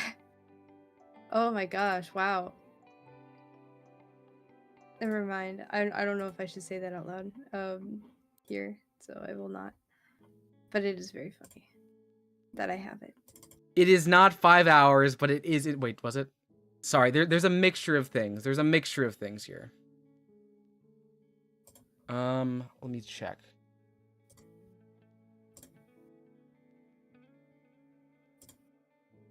Oh my god.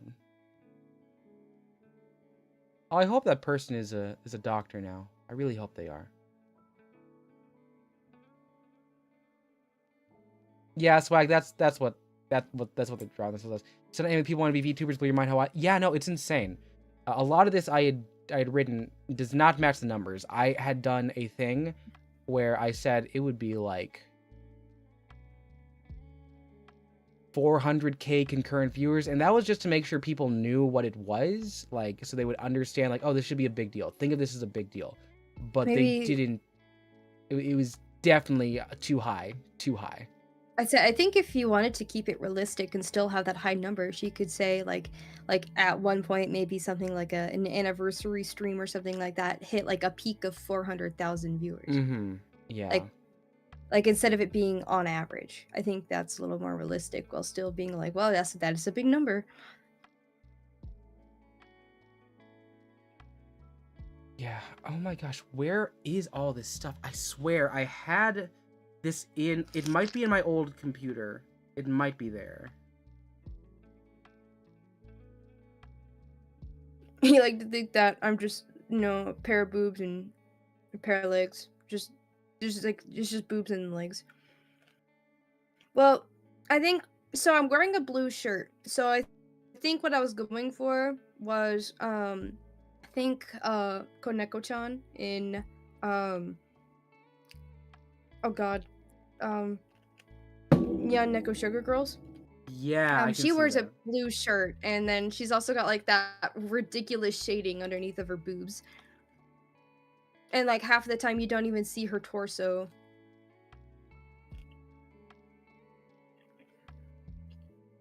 Yeah.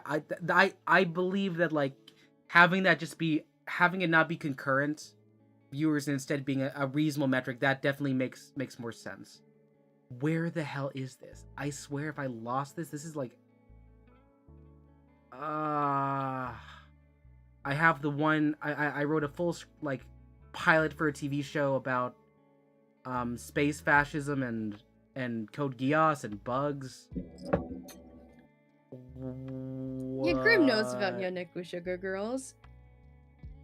Swag, do you know about Neko Sugar Girls? It's not an old anime. It's not. I found Angels and Airwaves, so that's the fun one.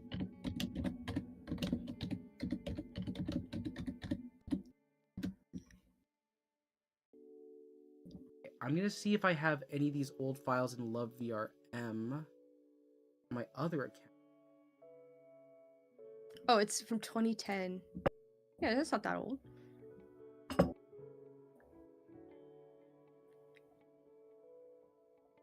Because I need to remember, because there's a full outline for the end. I need to remember how this ends.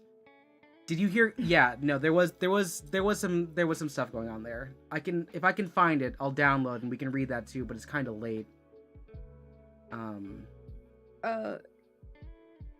There's one where he goes, "Hello, Neko Sugar Girls, nya, rar." Why are you so good at that? I don't. You just gotta just kind of like let it take over.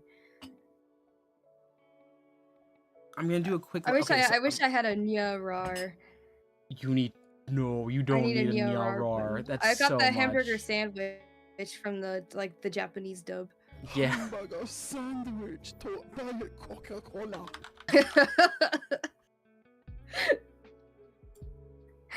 Oh man, yeah, if you haven't seen Neko Sugar Girls, you gotta watch it. You gotta watch all of it. Just want to do a quick check. On my stream, you don't see my drive that I'm digging through, right? Not on Discord and not on YouTube. Awesome. I So, gotta do you're a quick good. switch here for my personal one. Do I still have it?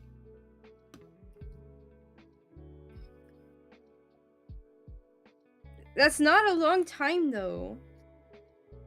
That's not a long time.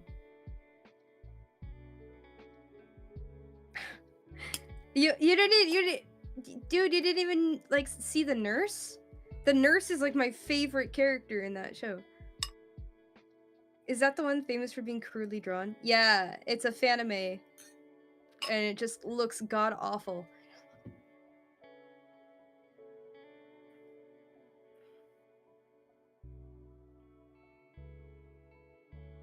Yeah, my favorite character in Yeah Neko Sugar Girls has got to be the nurse.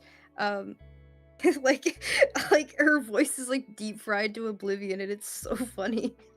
Like she's like talking way too close to the mic. It's so funny.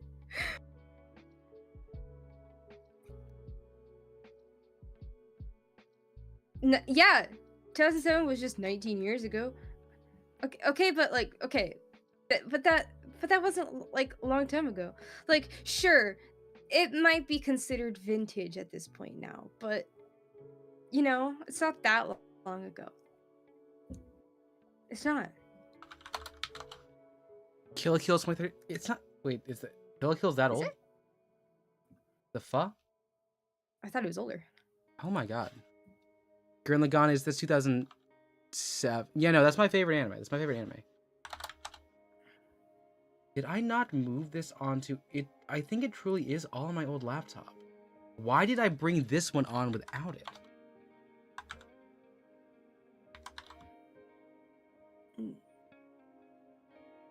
Oh, well, yeah, I remember because I mailed it here so I could send to you to read. That makes more sense. Sorry, going back here. I have not seen Robotech. I do know what you're talking about. Kill la Kill can't drink and vote. That is for certain wrong. Not it can't drink and vote here. No, I am. How old is Chobits? That's like 2003, maybe. I think. Is it? One of my favorite like Chobits OVAs. is manga 2000 2002. Anime was. It was also 2002, but the tail end. Yeah, Tengen Toppa. I have a Team Daiguren flag hanging in the back of my wall. I'm opening up my old laptop because I can't end the stream without remembering how I ended this movie. It's gonna be it's gonna like haunt you for like Where did I put my cape? several days. One of my favorite anime movies in the whole wide world is from 2001. It's a year older than me.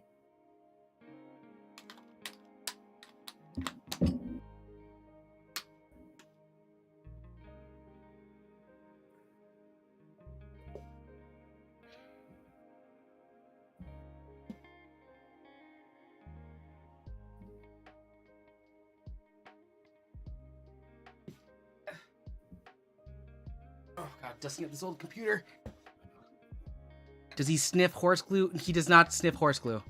He doesn't. No, we're not ending soon. I still gotta keep going. I gotta No, find this. he doesn't sniff it, period. Regardless if it's on her lips or not. Oh god, please tell me I have charge on this laptop. Looks like I do, and it hasn't bricked itself for such an old computer. I'm happy for it. Do I remember the password, though? I do. I do. Okay. So... This one I'm fairly certain has it. I'm locked in, yeah. He's locked in. Closing this. Alright, open up Finder. This is a really old MacBook I had.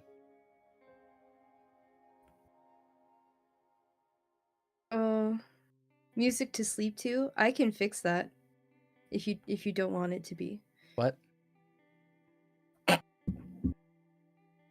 So it was like, oh, this, music to sleep to 1 hour compilation, and I'm just like, I can make it not if you want me to. I can. No, show you my Koneko-chan impression if you would like. We don't need to probably. Are you sure? Yeah. Okay. So I have my Okay. anti-hero script. So I think the last screenplay I wrote was the anti-hero one with the space fascism. Wow. I wrote the feature. The feature one was Angels and Air. Did I write this in junior year? Did I write this fucking film in junior year? Oh, little guy. Okay. You're not against hearing it? Holy shit, I did. Uh-oh. Okay, I got it. I'm gonna read this out loud. Oh, wow, you found it? Yeah. So first things first, I'm gonna open up this document called 2 Ideas for a Final Project. So there were options I could have done. This is taking a while to open because it's so old. Okay. It's like coughing and wheezing.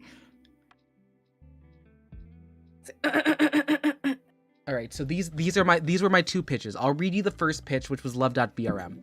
This was something that I wrote on April 5th, the day before it was due.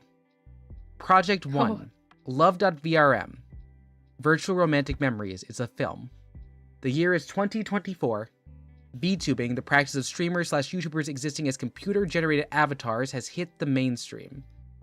The producers of the actors and actresses behind the models have taken notice. They've started to auction off private and anonymous video call dates with VTubers.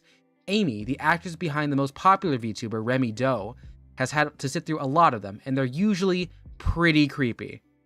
She's this close to retiring when she gets matched up with a random Joe Buck. Yes, they're both 3D models of an anthropomorphized ear, so this actually got taken away in the first part of the script. I didn't want to have it be all CGI. Oh, wow. They hit it off, but company rules disallow outside communications or the sharing of personal identities. And when Justin, the aspiring digital artist behind the model of Joe Buck, sends Ami some fan art that was not finalized, the producers monitoring the date shut it down immediately. Lucky for them, Justin's watermark allows Amy to track him down through his DeviantArt, which leads to her sliding into his DMs in secret. They agree to continue to date, but only under the condition that Amy's identity remains private.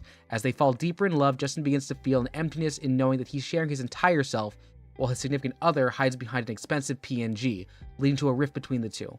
This, along with the growing suspicion from her producers, forces Amy to decide between 2 choices. Either break up with Justin and continue her lucrative career as a VTuber, or give it all up to start a normal-ish life. This culminates in a climactic scene where Amy, on stream, suddenly turns off her avatar, reveals her face to the audience, quitting on the spot to run to Justin's showing at an art gallery. No. So that was the original one. They were like, this is very dramatic. Can you make it funnier? I was like, okay, so we're going to add a weed and divorce. And we're going to make it one woman. Stoner comedy. Yes. Let's see. Oh no, Glenn's going to bed. All right. He's super sleepies. Another Okay. fanfic draft has hit the KazCassidy channel. Yeah. All right. Now here's the second one. Swag, don't worry. Mine is, if I had to write now, it would be really bad. I'm nowhere near as sharp. I don't have as much practice. I gotta this is a Kaz I miss. I miss being able to write like this. The second project was a 30-minute pilot. It was called Overcommitment. Greg is a 37-year-old employee at a new dating app startup that actually locates hot singles in your area, and he's never had much of a social life, let alone a long-term significant other. Afraid of seeming like a loser at his 20-year high school reunion in front of the same people he viciously told off in his valedictorian speech, he asks Dave, one of his coworkers, to input his dating profile into the company algorithm. After it returns to him 0 matches, Dave feels bad for Greg and sets him up with Brenda, a 39-year-old failed stage actress and improv enthusiast that he knows through a mutual friend. Committed to the bit, Brenda convinces Greg to fabricate an entire history of their relationship online on a temporary Instagram account to show off at the reunion. Things are going according to plan until one of Greg's former enemies walks up to him at the reunion and congratulates him on his exciting personal life, and then another and another. It's almost as if he's popular. His ego begins to spiral up, and then eventually leading to him stopping the reunion to propose to Brenda, who, committing to the bit, says yes.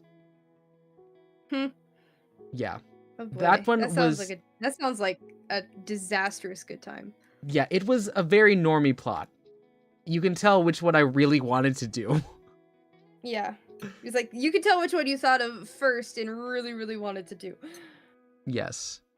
Yeah, yeah. See, Tego, I was like, that would be the perfect app if it actually showed you hot singles in the area.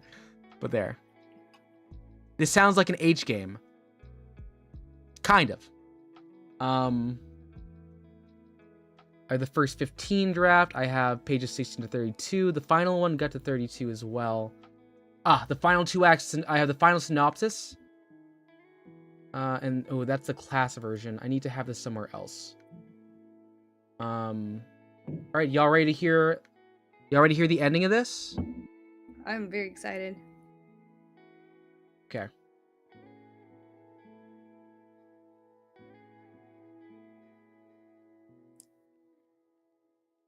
So I'll go ahead and read through. Here was the log line. All right. Later, Glenn. So Justin Chambers is a high school digital artist. I aged him up to make it make more sense. Late one night, he accepts a commission asking for him to convert someone's OC into VRM file. He opens up the editing studio and begins working. So he was doing some rig. Okay, so I'm looking to see where anything diverges.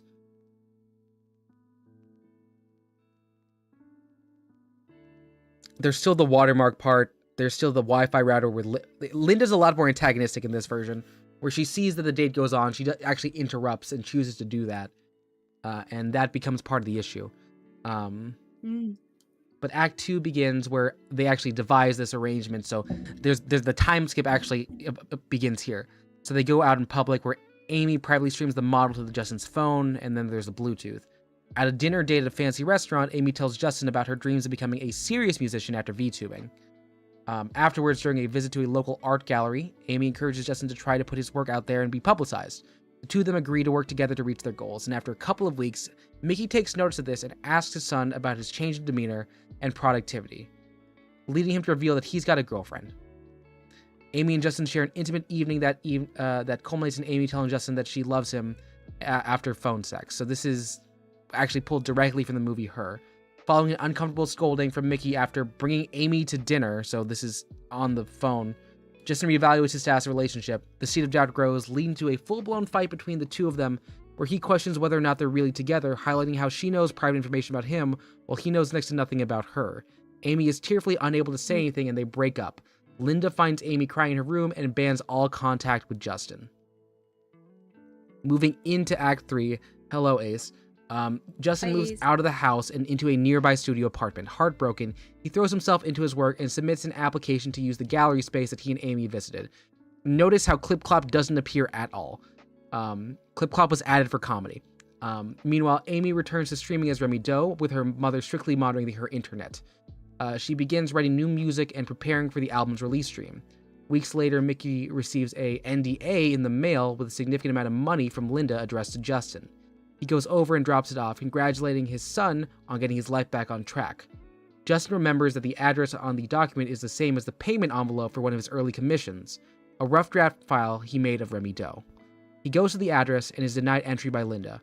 After arguing about Linda not letting him see Amy, he agrees to sign the paper so long as she lets Amy know about his upcoming gallery showing, which occurs the same time as the album release. On the big day, Linda keeps her end of the deal by letting Amy know about the gallery 5 minutes before she goes live. The stream begins, but before anything significant can happen, Amy turns off the screen overlay and model, revealing her face to her audience. She hastily quits and, evading her mother, hails a cab to go to Justin's showing. Once there, she interrupts his introductory speech to confess her love. The two kiss as Justin unfurls the curtain to the centerpiece of the gallery, a gigantic print of Remy Doe holding hands with a stag. And that is the dramatic original ending of Love.vrm. It got really weird and really stupid. It got really stupid in the middle there. Well, you gotta make it exist first. You can make it perfect later, right? Yeah. So it was just like getting those first 3 down. That first act was there. Hey, Trey, what's up? Trey, you gotta go to the doctor. I think you have like either blood thinners in your system or you might have like low iron. So a lot of things ended up happening that required me to make those changes. A lot of it was like, make this more funny. This is just sad, bro. You need a girlfriend. That was what my roommate said. There were questions about why can Amy not just leave? And I was like, you're right. This is a crime in a couple ways. So I had to add the idea that she physically could not leave the house, but I didn't want to make her actually sick so I could still have the chase at the end. So you may not have noticed, but she actually is suffering from Munchausen by proxy. Does anyone know what Munchausen by proxy is? I think I saw. Yeah, I believe I saw it in a movie before. But I know I don't know the details of it, but like I know what it is. Yeah. So Munchausen by proxy, Jum gets it. It's a severe form of abuse where a caregiver, either like a nurse or like a parent, fabricates the illusion that someone is suffering from an illness. The main story you might have heard about is about Gypsy Rose Blanchard. That's it. Yep. Where her mom, I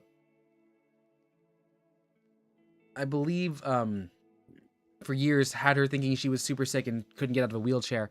And then eventually, I'm pretty sure Gypsy Rose's boyfriend at the time killed her mom for her, and they were in on the plan. So I was concerned that we'd end up there. I don't think she ever knew her age either. Her real age. That is also I guess her an issue. age up. She is actually very much online. She was released from prison, and she's very much an online presence.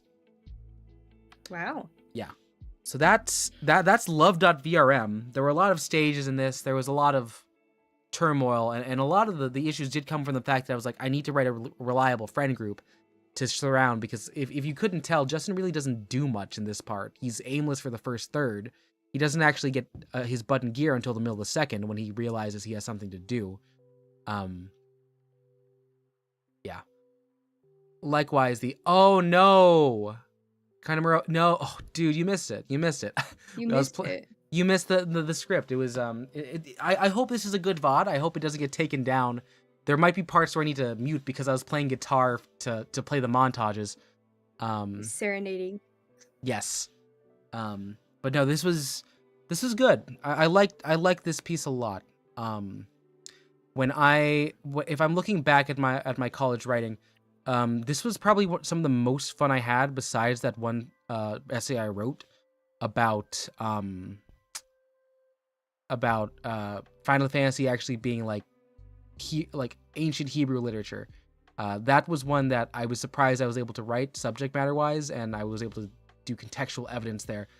I don't know if y'all have noticed, but I'm a bit weird. I'm a weirdo. You ever see me without this hair? I'm weird. Yeah, sorry. Another thing. I find ways to write that speech in at least three of my screenplays, and an essay that I submitted for work. Hey, my sister and I try to fit it into a conversation like anywhere we can. So. And I respect you two for that.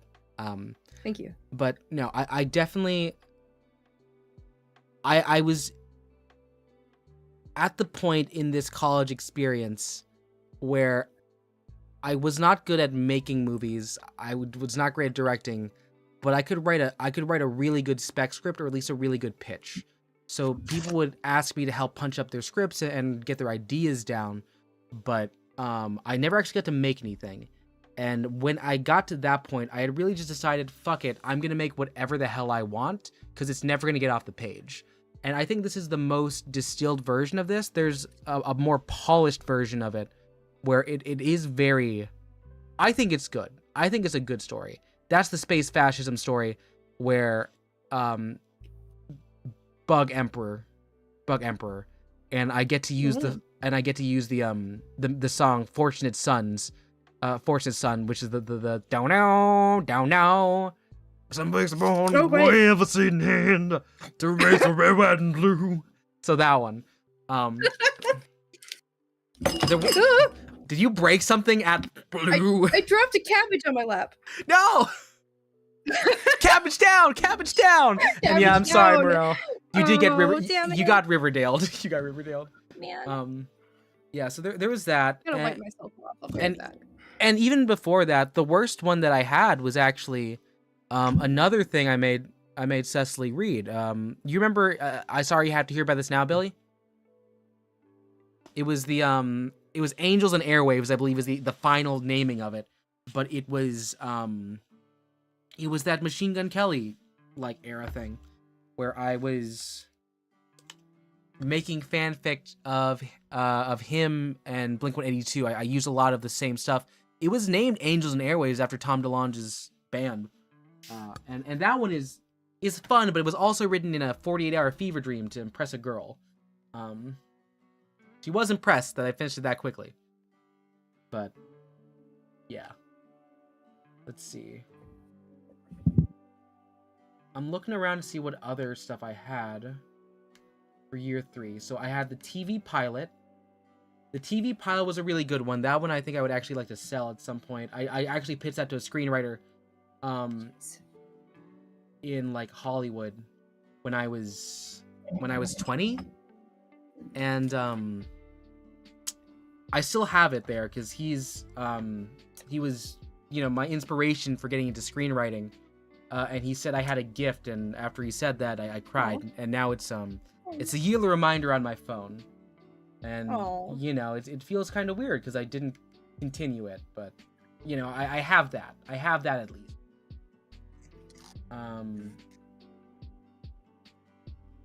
It'd be really cool if you did.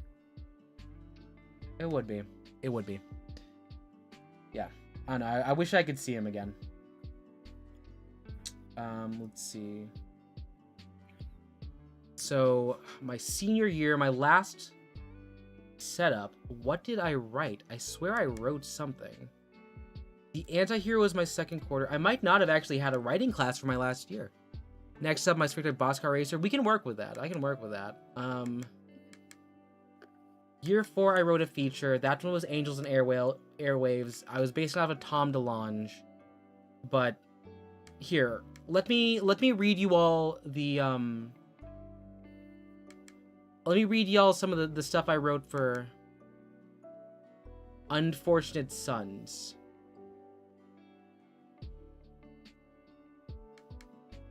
So I wrote this is the first episode in what I thought was going to be like a 12-episode anime.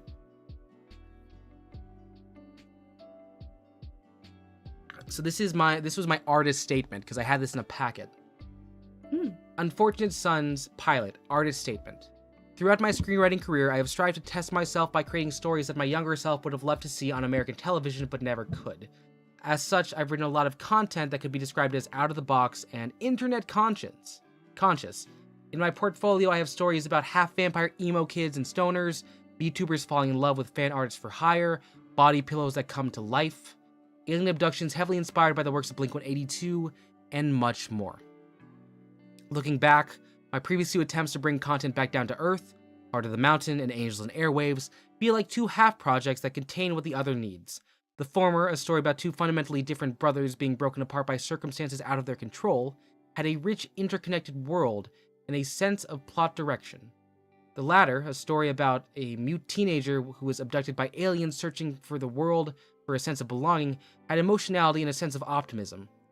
With Unfortunate Sons, I aim to take the best of both worlds and combine them. Also, hello, Quotidian. Welcome, welcome. We're just reading through some old writing here. It's not on screen because it's on a separate computer and I couldn't find it. Also, yes, I do also want to kind of emo Rowan. I did share your music with Cecily. I've been listening to it on my drives. I did hear it. It's very good. I'm not even like a huge dude, we love your music. It's awesome. I actually did really like it. So. Also, bye Tengu. Take care.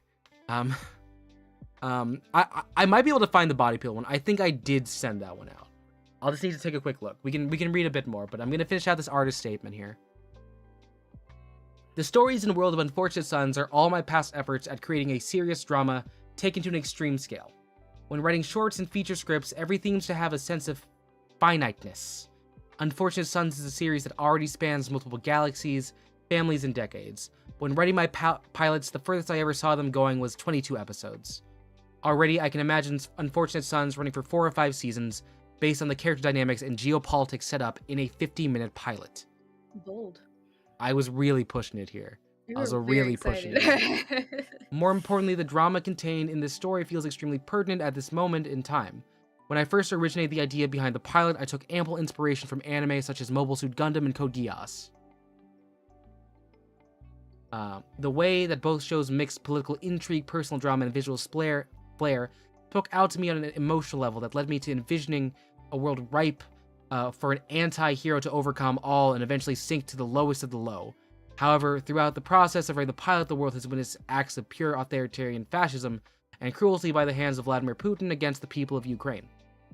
Evidence of numerous war crimes, false flag attacks, and disinformation campaigns with the express goal of dehumanization, when paired with the ever-present threat of nuclear annihilation, have made me reconsider the ethical framing of how I tell my story. The world of Unfortunate Sons now has a clear, more mysteriously malicious empire that doesn't veer away from deplorable, underhanded, and manipulative tactics that serve their own interests. It also makes a clear distinction between the lower-stakes interpersonal conflicts of those in power and the high-stake conflicts of those that they see as ancillary and unimportant. I hope those who choose to read feel a sense of simultaneous disgust and intrigue. It is my goal that those who read the pilot can walk away with it with questions and critiques about parallels between its world and the world around them. I am still very much pro-Ukraine. I have been that for years, and it is honestly, now that I'm reading this fucking bullshit that's still going on, but it is. It's actually crazy. Yeah. Gonna mention what the fuck are political themes and allegory. I'm here for the big robots. That's the spirit road. God, I swear I have Dakimakura, man. We're gonna have something light. I can't end us talking about Ukraine and the invasion by Russia. Where's Dakimakura, man, when I need him? You did send it to me, so Could you send it? Could you email it back? Actually, please. I don't know if you emailed it. I think you might have sent it to me over Discord. Oh, wait, I see it. Dakimakura. No, give me a sec, Rowan. I gotta make sure I close out the browser real quick, and then I can open it up, and I can also make sure I blot out my name, because I'm not gonna dox myself over something called Dakimakura, man. Okay, it's not. It's not showing on my screen. The screen is empty, right? Yes, it's black. Okay. Let me do a quick check here. I also want to preface that this one specifically was written during COVID. Like, this is during the semester when we were not allowed back. So, I was in my basement writing this, and I think that it shows. I need to do a quick checking Make sure there here. isn't like a little tiny thing that has got like. Yeah.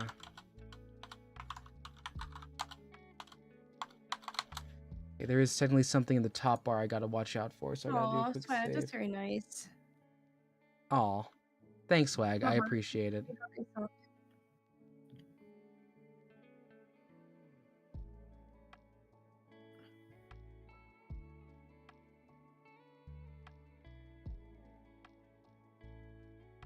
Okay. I think we have it. I think it's blocked out, right? Can anyone see anything important there? Moreau, you're talking Pastel Defender Heliotrope. Okay, let's see. I swear I've heard this before. Where was it? Was this... Oh my god. No, I haven't read this. But I remember, Rowan, I heard a markup about the artist here. Because... the Procrastinators podcast used to talk about them. And I was tangentially friends with a person who really liked talking about that group.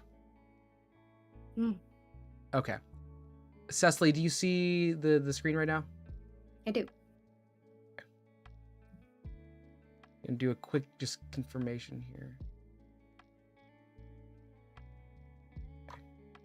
Do a quick zoom out a bit. All right, you ready for one last read? This is Yeah, I'm ready. I've got my reading shoes on. This is Pillow Talks, A Girl and Her Dakimakura, alternatively titled, and again, they let me get away with this because it was COVID. Alternatively titled, Pillow-tan Gets Reverse Isekai. So I'll do the words, you can be the main girl and the mom, I'll just be the male characters. Alright, Yeah. So this one here. Hitori's bedroom, late evening. It is nearly pitch black save for a faint glow emanating from a TV in front of a bed. Anime posters plaster the walls. Bootleg DVDs line a dresser and volumes of manga line the windowsill. We've entered the otaku den. Atop the bed is La Pièce la Résistance, a full-length dakimakura, body pillow, again another thing I had to explain to people that existed, sat upright with pride. The image on the case says,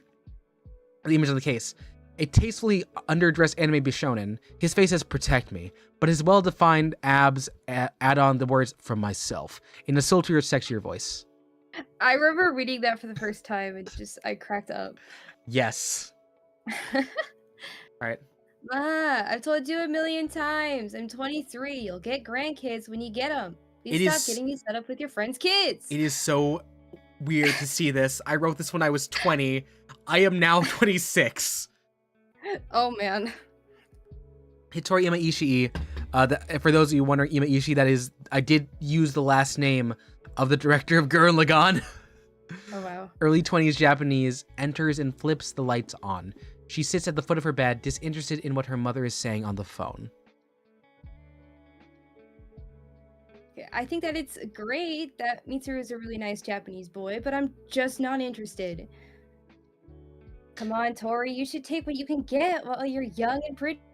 You don't want to end up like me, old and alone with a daughter who doesn't call and never comes home to visit. Please don't make this about yourself. I'm simply saying you should be grateful that I'm willing to help you find the happiness I can't. I don't need your help with finding a boyfriend, Ma. Why, do you already have one? Hitori releases an exasperated sigh, wanting to be done with this call. She sees her pillowy boy toy and brings it to her. Yeah, Ma, I have a hot Asian boyfriend. He's right next to me. Oh, you should have told me in the first place. Are you free this week? I want to meet him. We're actually really busy, so looks like I'm free Friday morning at 10. I'll bring breakfast. I'll see you then. Oh, wait, Ma. Hitori's mother hangs up the phone. Hitori looks to her Anime Boy of the Month calendar on the wall. It is Wednesday, my dudes. Wednesday, my dudes. No one ever got any of my references. It was such a sad class. Super. Ooh. Wednesday at 10 p.m., 36 hours to go. Hitori lets out a shriek. Knock, knock. It's like no, I like to think every time I do a shriek, I imagine it's the Chance the Rapper. Ah! Hitori follows the sound. It's coming from the wall connecting her unit to her neighbors. Trevor Simpson, and the S is capitalized. Early 20s, the whitest of boys calls out to her. The whitest of boys. Could you be quiet? Some of us are trying to sleep. Sorry, Trevor. I'll keep it down. Hitori gets up to turn the lights off. Afterwards, she paces in the front of the bed, pulling at her hair. The dakimakura sits atop of the sheets, judging her. She confronts it. You know, this is your fault too. If you were a real boy, this wouldn't be a problem. Don't look at me like that. Why am I arguing with a pillow? I would also like to know why. Hitori realizes how loud she was and looks embarrassing. I'm not going to kick you. I am just going to remove those messages. That way it's a fresh start. Please be calm. So I'm just going to remove the message so you're fine. We're just going to keep it light. Remain calm. Awesome. Cool. Where we at? Super. Where we at? Release how loud she was. Looks embarrassed. She hops in the bed. Bring the pill on the covers. Spoons as she drifts into a deep slumber. Interior Hitori's bedroom morning. Super Thursday, 8 a.m. 26 hours to go. Hitori wakes up feeling a strange sensation in her arms. Something heavy. Her eyes peel open to reveal that her pillow man is now a real man. She lets out a terrible shriek. That man, barely opening his eyes, let a softer, more monotone echo like, ah.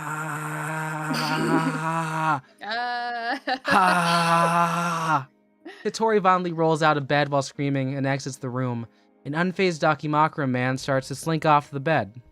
Interior Hitori's apartment hallway continuous. Hitori slams the door shut, breathing heavily. A grumpy Trevor walks towards her. He's dressed up for work. Trevor, you gotta help me. There's a weird man on my bed and I don't know how he got there. Trevor looks at her with raised eyebrows. Look, I'm not going to judge you for your lifestyle choices, but I am going to ask you to stop being so loud all the time because it's really starting to bother me. Trevor walks towards the staircase and is quickly out the door. Thud. Dakimakura Man has fallen to the ground. He releases a sustained groan. Hitori carefully re-enters the apartment to investigate. Interior Hitori's bedroom continuous. Dakimakura Man lies motionless and face down on the ground. Hitori prods him with her foot. Hey. Hey. What's your deal? Very clunkily, it turns its head to Hitori. Hey. Hey. What's your deal? I asked you first. I asked you first. I was 20. Oh no, I maybe I was 19. I was either 20 or 19. One of the two. Hitori throws her arms in the air in frustration. Dakimakura Man mirrors her action. She notices this, pauses, and then makes a motion with her hands. He repeats the motion. Hitori marches in place, swinging her arms. He does as well, spinning on the floor like a merry-go-round. I previously had marked like Zoidberg from Futurama. People did not get the image. The insert thought bubble above Hitori's head. The following scene plays inside of it while Dakimakura Man can be seen spinning in the background. Interior Hitori's apartment doorway. Morning. Hitori's mother stands in Hitori's front door. She has Mitsuru Tsukuragi, early 20s, nice Japanese boy, on a leash behind her. Hitori is not there to greet her. Hitori, I brought the Japanese boy I was talking about because I don't think that men find you appealing. Woof woof. I'm an accountant and fiscally responsible. Like I said, he's a good boy. Stop hiding from your fate and get married. Hitori walks out of her room wearing super cool looking jacket. She turns to her mother and shoots her a steely gaze. That won't be necessary, mother. Nonsense! You'll be married to this Japanese boy and you'll like it. Mitsuru, go get it. Mitsuru breaks onto all fours and tries to pounce on Hitori, but he is pushed out of the way by a caped and shirtless Dakimakura Man. He whimpers and runs out of the apartment. Step off my girl, baka! Baka! Dakimakura Man strikes a Shawn Michaels-esque pose while Hitori energetically points and gloats. You see this? This man is mine and I got him all by myself. Just look at this sex appeal. Hitori slaps his abs. Hitori's mother's face is one of shock. She starts backing out the door. This can't be. My daughter can't be more desirable than me. That's impossible. Dakimakura Man hears this and is perturbed. He menacingly walks up to her. Omae wa mou shinderu. Hitori's mother... Yeah! Hitori's mother lets out a horrendous cackle and melts like the Wicked Witch of the West, leaving a pile of goop on the floor. Hitori and Dakimakura Man furiously make out. The thought bubble disappears, returning us to look, swag, look, swag, look, swag, look, yes. Oh my god. Oh. Be happy I never was good at making movies. This would have been playing.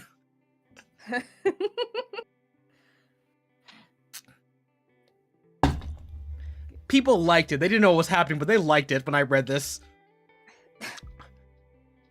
And you've been doing like this before. You're yeah. No. Hitori pops out of her trance. She chuckles and rubs her hands together. This is gonna be awesome. Hitori lifts Dakimakura Man to his feet. Once upright, his legs start wobbling and he falls down. Hitori tries again, this time draping his arm over her shoulders. You're like an uncooperative baby. A super toned, fully grown, sexy little baby. Sexy baby. Fuck, you're learning quick. Fuck! Hitori face palms with a free pan as she drags him to the kitchen. Interior Hitori's kitchen morning. Super Thursday at 8:30 a.m. 25 and a half hours to go. Dakimakura Man is slung over a chair in front of a coffee table. Hitori puts 2 apples on the table. She picks one up and bites it. Now you do it. Dakimakura Man grabs him, grips it, and chucks it over his shoulder and proceeds to fall out of his chair. Hitori receives a phone call from her mother. She notices it and lets it ring as she looks at Dakimakura Man, limp on the floor. Insert another thought bubble above her head. Hitori's mother tilts her head and looks down on Hitori. Oh, your boyfriend is so dumb that he can't even chew food. How pathetic. Mitsuru, come here, Woof. boy. It's your turn Woof. with my idiot daughter. Woof. And thought bubble. Tori shakes her head in frustration. She picks Dakimakura Man up and forces him back in the chair. She grabs another apple and slams it down. Again. Hitori has a fierce look in her eyes. Interior Hitori's apartment, living room, morning, Thursday at 11 a.m., 23 hours to go. Hitori berates Dakimakura Man, who is crawling on the floor. There are bruised apples everywhere. Be normal. Dakimakura Man looks like a scared child, but sexy. He doesn't know what she Sexy? wants. Hitori stands him up once more. Jesus. Thank you so much, Rowan. Dakimakura Man's legs begin to shake again. Hitori notices. Don't you dare fall down. Only loser baby bitch boys fall down. Dakimakura Man grits his teeth and stands. He screams in pain while Hitori raises her arms victoriously. Interior Hitori bedroom, afternoon. Super Thursday at 1 p.m., 21 hours to go. Hitori holds up homemade flash grills up to Dakimakura Man's face. He successfully pronounces phrases such as, "I'm in love with your daughter. Your cooking is delicious, and I majored in communications at the University of Phoenix online. Could we take a break?" What did I tell you about speaking to me, you worm boy? "I'm sorry, Mistress Hitori, may we take a break? I'm very tired." Hitori pats him on the head. Dakimakura Man smiles. You've been doing well. I guess we could relax for a bit. Come on. Hitori leads Dakimakura Man to her room. Interior Hitori's bedroom, continuous. Hitori sets Dakimakura Man in front of the TV. She puts in an anime DVD into the player. Hitori sits on top of her bed as the banger OP starts. Hell yeah. Interior Hitori's bedroom, later. Super Thursday, 5 p.m., 17 hours ago. Hitori wakes up from a nap. She accidentally fell asleep while they were binging The Melancholy of Haruhi Suzumiya. She sees Dakimakura Man busting a move to the choreographed dance to the ED, singing the words in perfect Japanese. So he's doing the Hari Hari Yukai. He is. When did you learn to do that? You could barely walk this morning. Without missing a beat, Dakimakura Man turns to her and says, I don't know, it just feels right. Hitori turns off the TV and she gets an idea. Why did he stop it? Quiet, worm. I have an idea. Hitori goes to her DVD collection and starts picking. Montage of Dakimakura Man learning things through anime. Throughout the sequence, countdown of the timer decreases. Hitori puts in Death Note. Yeah. He Gotta put it on finally the he normie finally animes, right? eats an apple properly. Puts on Sonic X. Yeah, of course. Yeah, he learns how to go fast. He runs around the back room swiftly. He puts on Naruto. He learns Talk no Jutsu, eloquent bullshitting, punctuated by expressive posing. Hitori joins him on the floor to watch Kimi no Nawa. He learns how to love. He looks deeply in Hitori's eyes. She stares at his toned body. End montage. Hitori and Dakimakura Man furiously begin making out. This happens a lot in my scripts. Yeah. On the floor, and they stop. A lewd idea pops in her head. She grabs a hentai DVD from her shelf. Oh god. Yeah. Interior Hitori's bedroom morning. We didn't show anything. Okay? It's implied. It's tasteful. Hitori's bedroom morning. Super Like Hitori's Friday. smoking a cigarette. 9:50, 10 minutes to go. Hitori always looks at Dakimakura Man. His face looks peaceful. She smiles. She then looks at the phone to see the time. She shrieks a terrible shriek, then wakes up Dakimakura Man. She's almost here. We have to get ready. Mr. Hitori, come back to bed. Dakimakura Man reaches out to her. She slaps his hand away as she stands up, revealing a bunch of hella visible hickeys on her neck. She'll be here any minute. We have to go. She runs out of the room to try to quickly fix up the apartment. Exterior, Hitori's apartment, doorway continuous. Knock knock, and angry Trevor taps his foot in the doorway. He's got some choice words prepared, but his face scrunches up in confusion when he hears, "Mr. Hitori-sama, come back to bed and punish me like the worm I am." Later. Just put some clothes on before you come out of here. Hitori's mother appears down the hallway. She carries a plastic bag of IHOP takeout. She approaches Trevor while his ear is pressed on the door. Hello. Is this Hitori Maishi's apartment unit? I haven't been here in a while. Trevor jumps at the sudden noise. He turns to see her, looks ashamed. Yeah, this is hers. How do you know her? I'm her mother. I'm supposed to be having breakfast with her and her boyfriend. Cool. He briefly puts his ear back to the door before turning back to Hitori's mother. I promise I'm not a creep or anything, but you might want to listen to this. Hitori's mother turns her head away in pride, but eventually gives in, putting her head to the door. Interior Hitori's apartment living room continuous. A still mostly naked Dakimakura Man crawls out of the bedroom on all floors as Hitori fixes her hair. But I want to now. He Oh my grovels at God. her feet. Hittori steps on his hand and looks at him with murderous eyes.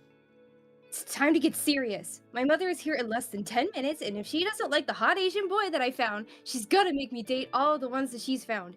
Do you know what that means? Tell me what it means, mistress. I'm a stupid baby bitch boy who needs to be taught.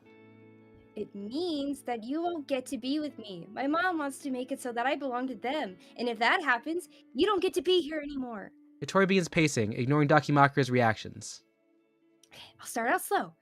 It's just a date with Mitsuru, oh my gosh, I cannot. Sukaragi. Sukaragi. Next thing you know, I'm going to brunch with Tetsuya Ishimori, and then the park with Makoto Shirogane, and God forbid she'll set me up with fucking Kenta Yamamoto. I'd rather die in a grease fire than go on a date with Kenta Yamamoto. Now you don't want that, do you? No, mistress, I'm the only one who deserves to be stepped on by your lovely feet. Good. Now get changed in the room. I'll call for you when I need you. He leaves Hittori as Hittori goes to answer the door. Exterior Hittori's apartment doorway continues. Trevor and Hittori's mother fall into the doorway when Hittori opens it. She looks like she could die. How much of that did you hear? Trevor and Hittori's mother look at each other and point at each other as if to ask who she's asking. Hittori points to her mother. Trevor breathes a sigh of relief. I think I heard enough. Do you really think of me like that? Hittori struggles to answer. If I'm being honest, yes. You keep trying to set me up with these boys, and I keep telling you how much I don't like it, but you keep going, and it stresses me out. I could tell. You were very passionate about not liking Hina Yamamoto-san. I think I understand now. I shouldn't be forcing romance on you if you're not in the mood for it. It's clearly not good for you. Hittori and her mother hug. So, the boy inside your apartment. Yeah. Do I get to meet him? Hittori laughs. She turns back to her bedroom and shouts, Come on out! Dakimakura-man, dressed in a button-down t-shirt, walks towards the door. Hello, I'm in love with your daughter, and I majored in communications at the University of Phoenix on... Oh no. He notices Trevor and thinks he's there to steal Hittori from him. He huffs and puffs like Macho Man Randy Savage and points at Trevor's direction. Trevor, who really should have gone home, points to himself. Back off my mistress, baka! Baka. Dakimakura-man rips his shirt off and then charges at Trevor, who runs out the door. He follows close behind. Omae wa mo shinderu. So, nani? Hittori and her mother stand in silence for a moment. I'm not gonna lie, that was dangerously similar to how I thought today was going to go, and I'm not particularly disappointed. You still want to eat? Hittori's mother looks to where the boys ran off and then back at her daughter. Sure, but we're going to have a long talk about this afterwards. They go inside. Exterior, Hittori's apartment continuous. Trevor runs out the apartment to the front door. He's a cyclist taking a breather. He steals the bike. Dakimakura-man comes outside. Trevor pedals like his life depends on it as the shirtless Dakimakura-man follows him off screen. Fade to black. Roll credits over the sound of Trevor screaming in terror. There we go. So that might have been like the most online thing I've ever written. Yay! That was a lot. That was a lot. How do we feel about that? What questions do we have? Questions? Concerns? Questions from the class. Questions from the class about this. Whatever the hell this ended up being. Yeah. I think it's cute. The thing that they had asked was like, what is your audience for this? And I was like, this is something I want to show at conventions. Because I think it would be great to have people reading along. Mm-hmm. I think that'll be really funny. I think that'll be fucking hilarious. Yeah. Yeah. Oh my god. Nah. Like it's a... This one went through a lot of different options too. Because this is actually the calmest version of it. There was a draft, actually 2 drafts, where I really wanted Trevor to do more. And then the idea was like, oh, Trevor is like in love with Hittori, but I was like, wait, why would he be in love with Hittori? She's fucking annoying as a neighbor.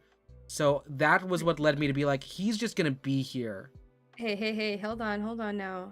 It's kind of like it's like maybe an enemies to lovers, but like a not like.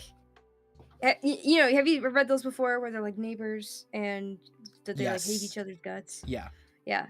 It'd be like that. So that was the People love that. Yeah. Maybe, but the original version, like, he was head over heels. If you remember when he was introduced, you see Trevor Simpson. The S is capitalized. It used to be SIMP, all capitalized there, just to really just clue it in.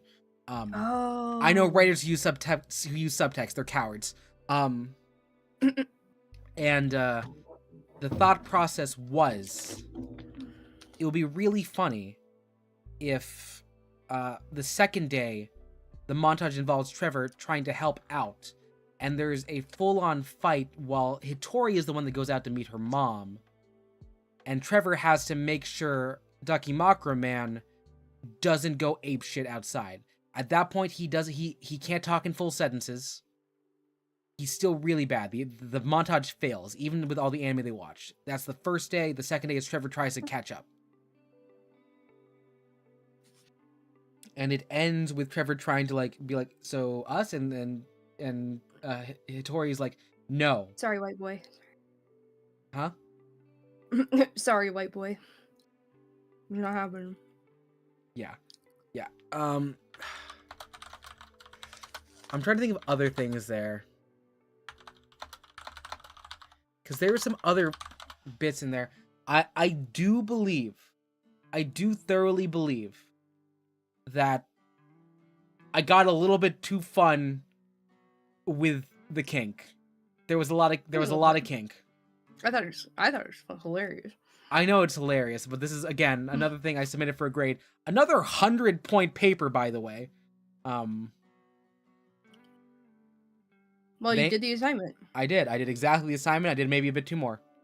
Look, I'm not saying that if I eventually get big enough where I could get a staff and get people to, do this, that I wouldn't want to make this movie. It is 15 pages. It is half the length of the screenplay. It is such a tight script. But I knew immediately when I realized, oh, I named these people, this is a very Asian-coded thing, but I made it Japanese instead of Filipino. This would never be made with my name as the writer. It would never be made. I would not have gotten the funding. Like, had I just made them Filipino, it would have been a little bit more reasonable. But this was really my love letter to all of the authors and things I was consuming in media-wise at the time. And because it was COVID, I was watching a lot of anime, a whole lot. So if we look at just the names, there's a lot of Easter eggs as to where these are coming from. The biggest one is naming the main character's family after Ima Ishii, Hiroyuki Ima Ishii, one of the founders of Trigger, the anime studio that made Kill la Kill. But as I keep going further down, I'll find the names of the Japanese boys. Because, what was it? Trevor, unfortunately, I did name after a friend I had from high school. I needed a name that made sense for the description. So I did apologize to him eventually. The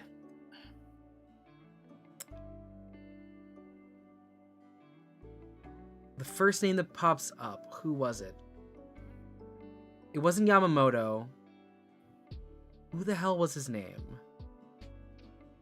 Mitsuru. Tsukuragi. Was that... I'm trying to figure out, was that an Evangelion reference?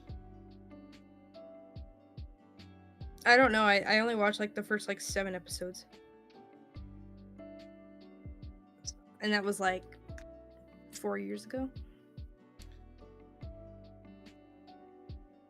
Yeah, so...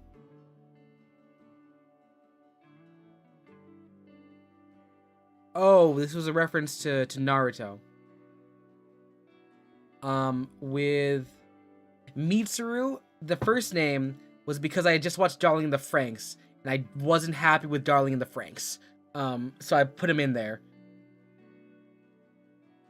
Yeah, I heard about that. Yeah. Yeah, I know Ava is You had a incredible. strong start, and then so it was fun. just this is just not good. It's not good. No, I love Ava. I've got all the rebuilds are on my shelf. I've got the Ava posters on my wall and the wall scrolls too. Shawn Michaels, I got really back into wrestling again. So there are multiple wrestler references here. And that's one of the more surface level ones. Just some of these names here, besides the reference to Fist of the North Star. When we go through the list of Japanese names, the big long list. What is it?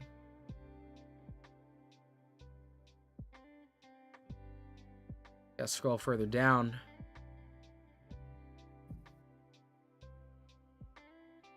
Tetsuya. This Tetsuya is a reference to Tetsuya Naito, a wrestler who just recently finished his stint with New Japan Pro Wrestling, is now working in Pro Wrestling Noah, also in Japan.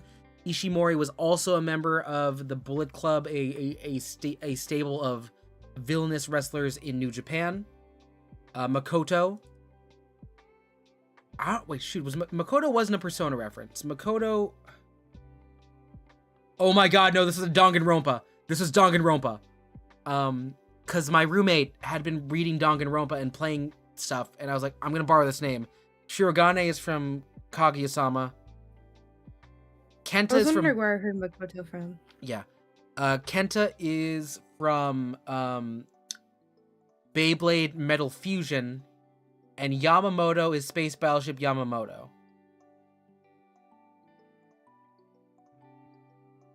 I think that was it.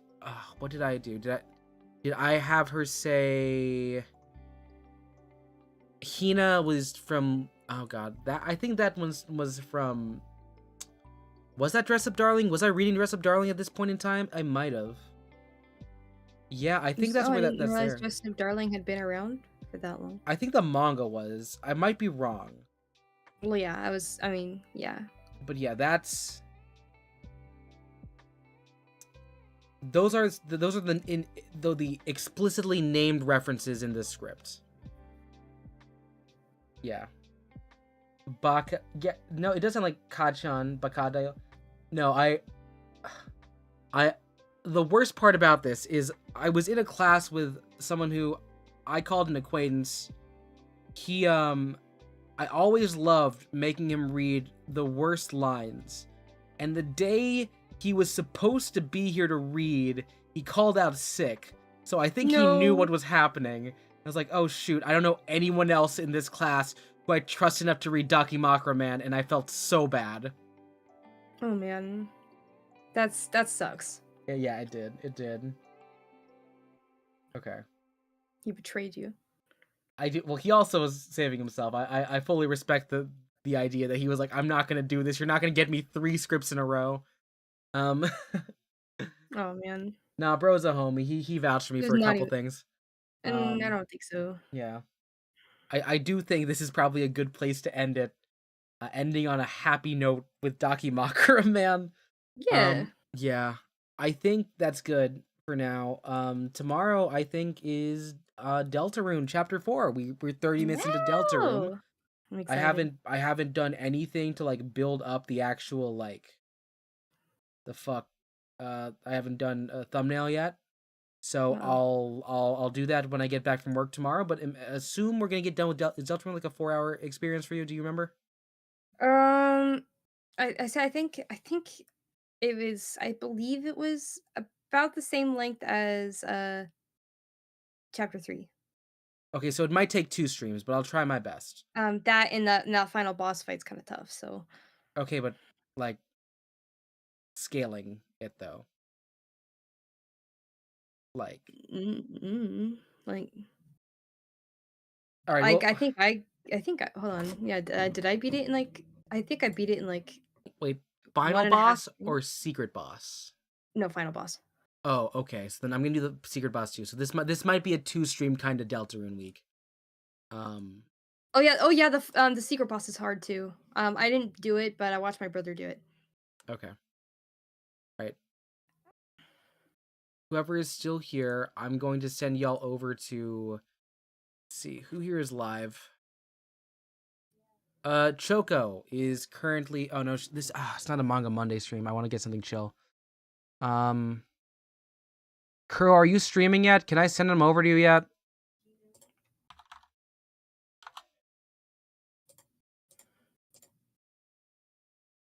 Trying to see, because I see Kuro Crescent, who was here a while ago, was there, and I want to make sure that if they're there, it's that. Let's see. Kuro, where the hell? Okay.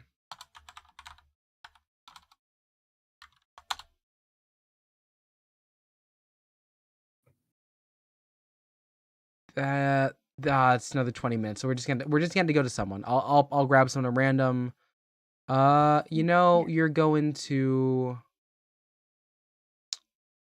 Yeah, you're going to Choco anyways. Let's just do it. You lost your cheesemonger when you were 17. Aw. Your cheesemonger. Oh. Okay. All right. Well, thank you all for coming here.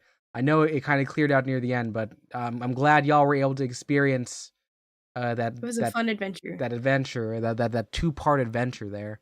Yeah. How do we end this stream? What do I say usually? Crud, what's my sign off? Kiss your dads for me. No, that's you. Oh.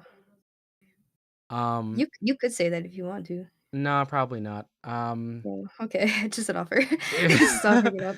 Okay, so it goes. Oh, it's my name is KazCassidy. If I don't see you soon, I'll see you later. Bye. Bye.